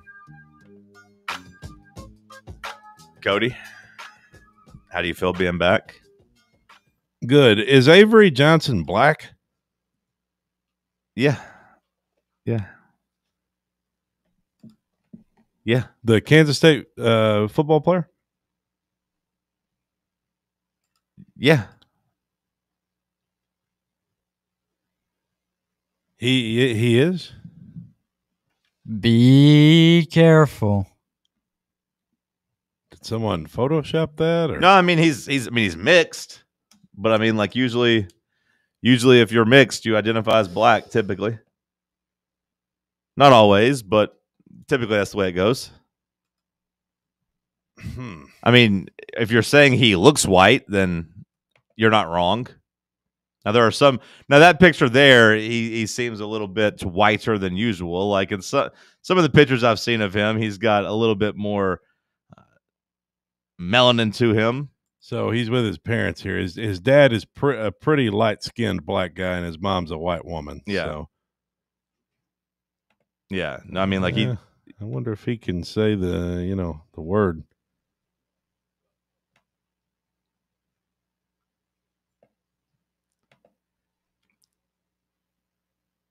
I mean, ultimately, he probably could, but like he would always get if he was in a new setting where they didn't know, where people didn't know who he was or his background, he'd probably have to explain himself. So I would imagine his situation, he probably doesn't.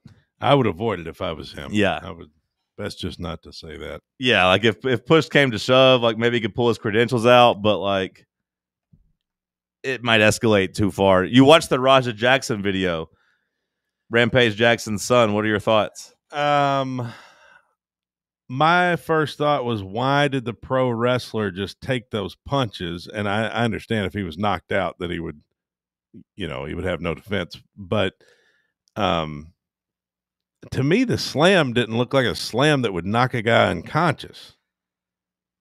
I thought it was a pretty vicious slam, one that would absolutely daze you.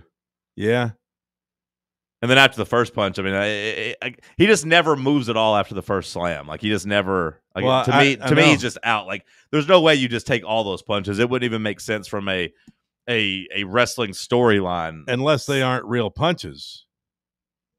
But it looked like he was actually hitting him. Well, I mean, even if those, I mean, I don't know. You think that's a work? You think that's fake? I'm not saying I think that. I just you just said that if they weren't real punches. Well, like I was questioning it. You think those might be fake punches? I don't think when you see the aftermath of it, and I don't think that guy's a good enough actor to be throwing those type of punches. And no, I mean he misses on a couple of them. Yeah, but they are investigating. The police are investigating it as an incident. So yeah. So I don't think it's a work, but I was questioning it. Maybe because it was weird to me that the pro wrestler didn't like try to cover his face or anything. If he was knocked out, that makes sense. I don't know. It didn't look like a slam that would knock you out, but it must have. It must have. If it's an assault. Bubba, what did we miss today? Couple things. We're going to start off with Santiago Vescovi. Going for 24 points, 4 for 7 from 3, and Uruguay's win over USA in the FIBA America. Let's go. Big Vescovi. Let's go. That's a good stat line. We've got Boo Carter sponsoring former high school Brainerd with uniforms with his NIL earnings. And basically, there's a little ghost patch up on the chest plate. Yeah, I saw that. What school was that for? I believe Brainerd. Brainerd. Yeah, no, I'm familiar with the area. I'm from Athens. That's considered sort of the Chattanooga area. I get that. Yeah, there's a couple schools to pick from. Well, I was going to say, like, how do you decide which school he was going to pick? Like, does Bradley Central not get any love? It's like, hey, they got some money at Bradley. They don't need help. Maybe he offered, and they're just like, yeah, no, we're good here, Boo. I saw that Brainerd had Adidas jerseys. Do you think Adidas helped with that? Quite possibly. They said, hey, we're in our new little give back campaign for all you Adidas athletes. I feel like if I was Tennessee, I'd be like, hey, Adidas, we appreciate the offer, but don't help this guy. Like, we don't want to attach. We don't want to use up our goodwill with him. Well, now he's making himself look good for the inevitable at the end of the season. Moving on. I don't know if you saw this weird UTC will let him come there with open arms. Situation happened in the U.S. Open. I did see this. If you're talking about, I assume what you're talking about is the Medvedev crash out. The Medvedev crash out because a photographer reportedly he was so mad. He got there late. He challenged the judge to a fight, basically, right? He's like, "You're a man, right?" Like he just kept asking him, "Are you a man?" And the judge just kind of kept nodding and sitting there. But it was crazy because Medvedev was down 2 sets to love and facing match point. The guy that was trying to upset him was on serve, had an advantage, and got his first serve back, and then the photographer comes out, disrupts it. The judge says, hey, since there was a delay, we're rewarding him with his first serve. He gets another first serve, which if you're somewhat familiar with tennis, it's a lot harder to stop a first serve. Second serve, they have to take some off of it. Sometimes you can get an advantage. They gave him back his first serve, and Medvedev loses his mind, but then ends up winning that point, winning that set in a tiebreaker, winning the next set 6-love. And at that point, you thought, oh, man, Medvedev's going to have an epic comeback. But then he got beat in the fifth set and lost and was upset. That's pretty much what happened. Yep. But the crash out was pretty funny, as they call it. So here's a story which I don't know how to confirm this, but apparently in the National Women's Soccer League, as the Washington Spirit defeated the Bay FC 3-2, they're calling this a historical match at Oracle Park because over 40,000 people attended. 40,000 people? And they're saying it could be the largest women's professional event held thus far. And where's Oracle Park? Probably Bay Area. Yeah, that's what I was going to guess because I know they have the Giants. Yeah. Well, and the I'm pretty sure. I mean, the Warriors used to be called Oracle as well. Oracle Arena, I guess. Yeah. And what was the matchup? The Washington Spirit defeating the Bay FC. Okay. Is that the Giants Stadium? Do they call that now? What do they call the San Francisco Giants? I believe it's Oracle Park. So that's where it was at? Okay. Well, that answers our question then. 40,000 people? That's what they're claiming. That's pretty cool. And then we had let Caitlin Clark play a basketball game at Oracle Park and see how many people show up. I got a friend whose wife plays for Bay FC. That was cool. Yeah. Whoa. I saw a highlight from that game on his Instagram. And she made a cool like she helped the goalie make a save. I mean, clear the ball out, I don't know if you call that just making the save, but she a local gal? Nope. He's Speaking of local, Caleb Surratt, part of the winning team for Liv, as John Rahm's Legion 13 defeat the Crushers, a.k.a. DeChambeau. So they win a total of $14 million divided by their team. So whatever that math is. It's kind of funny they were doing that right as like the PGA were having their $40 million purse for their.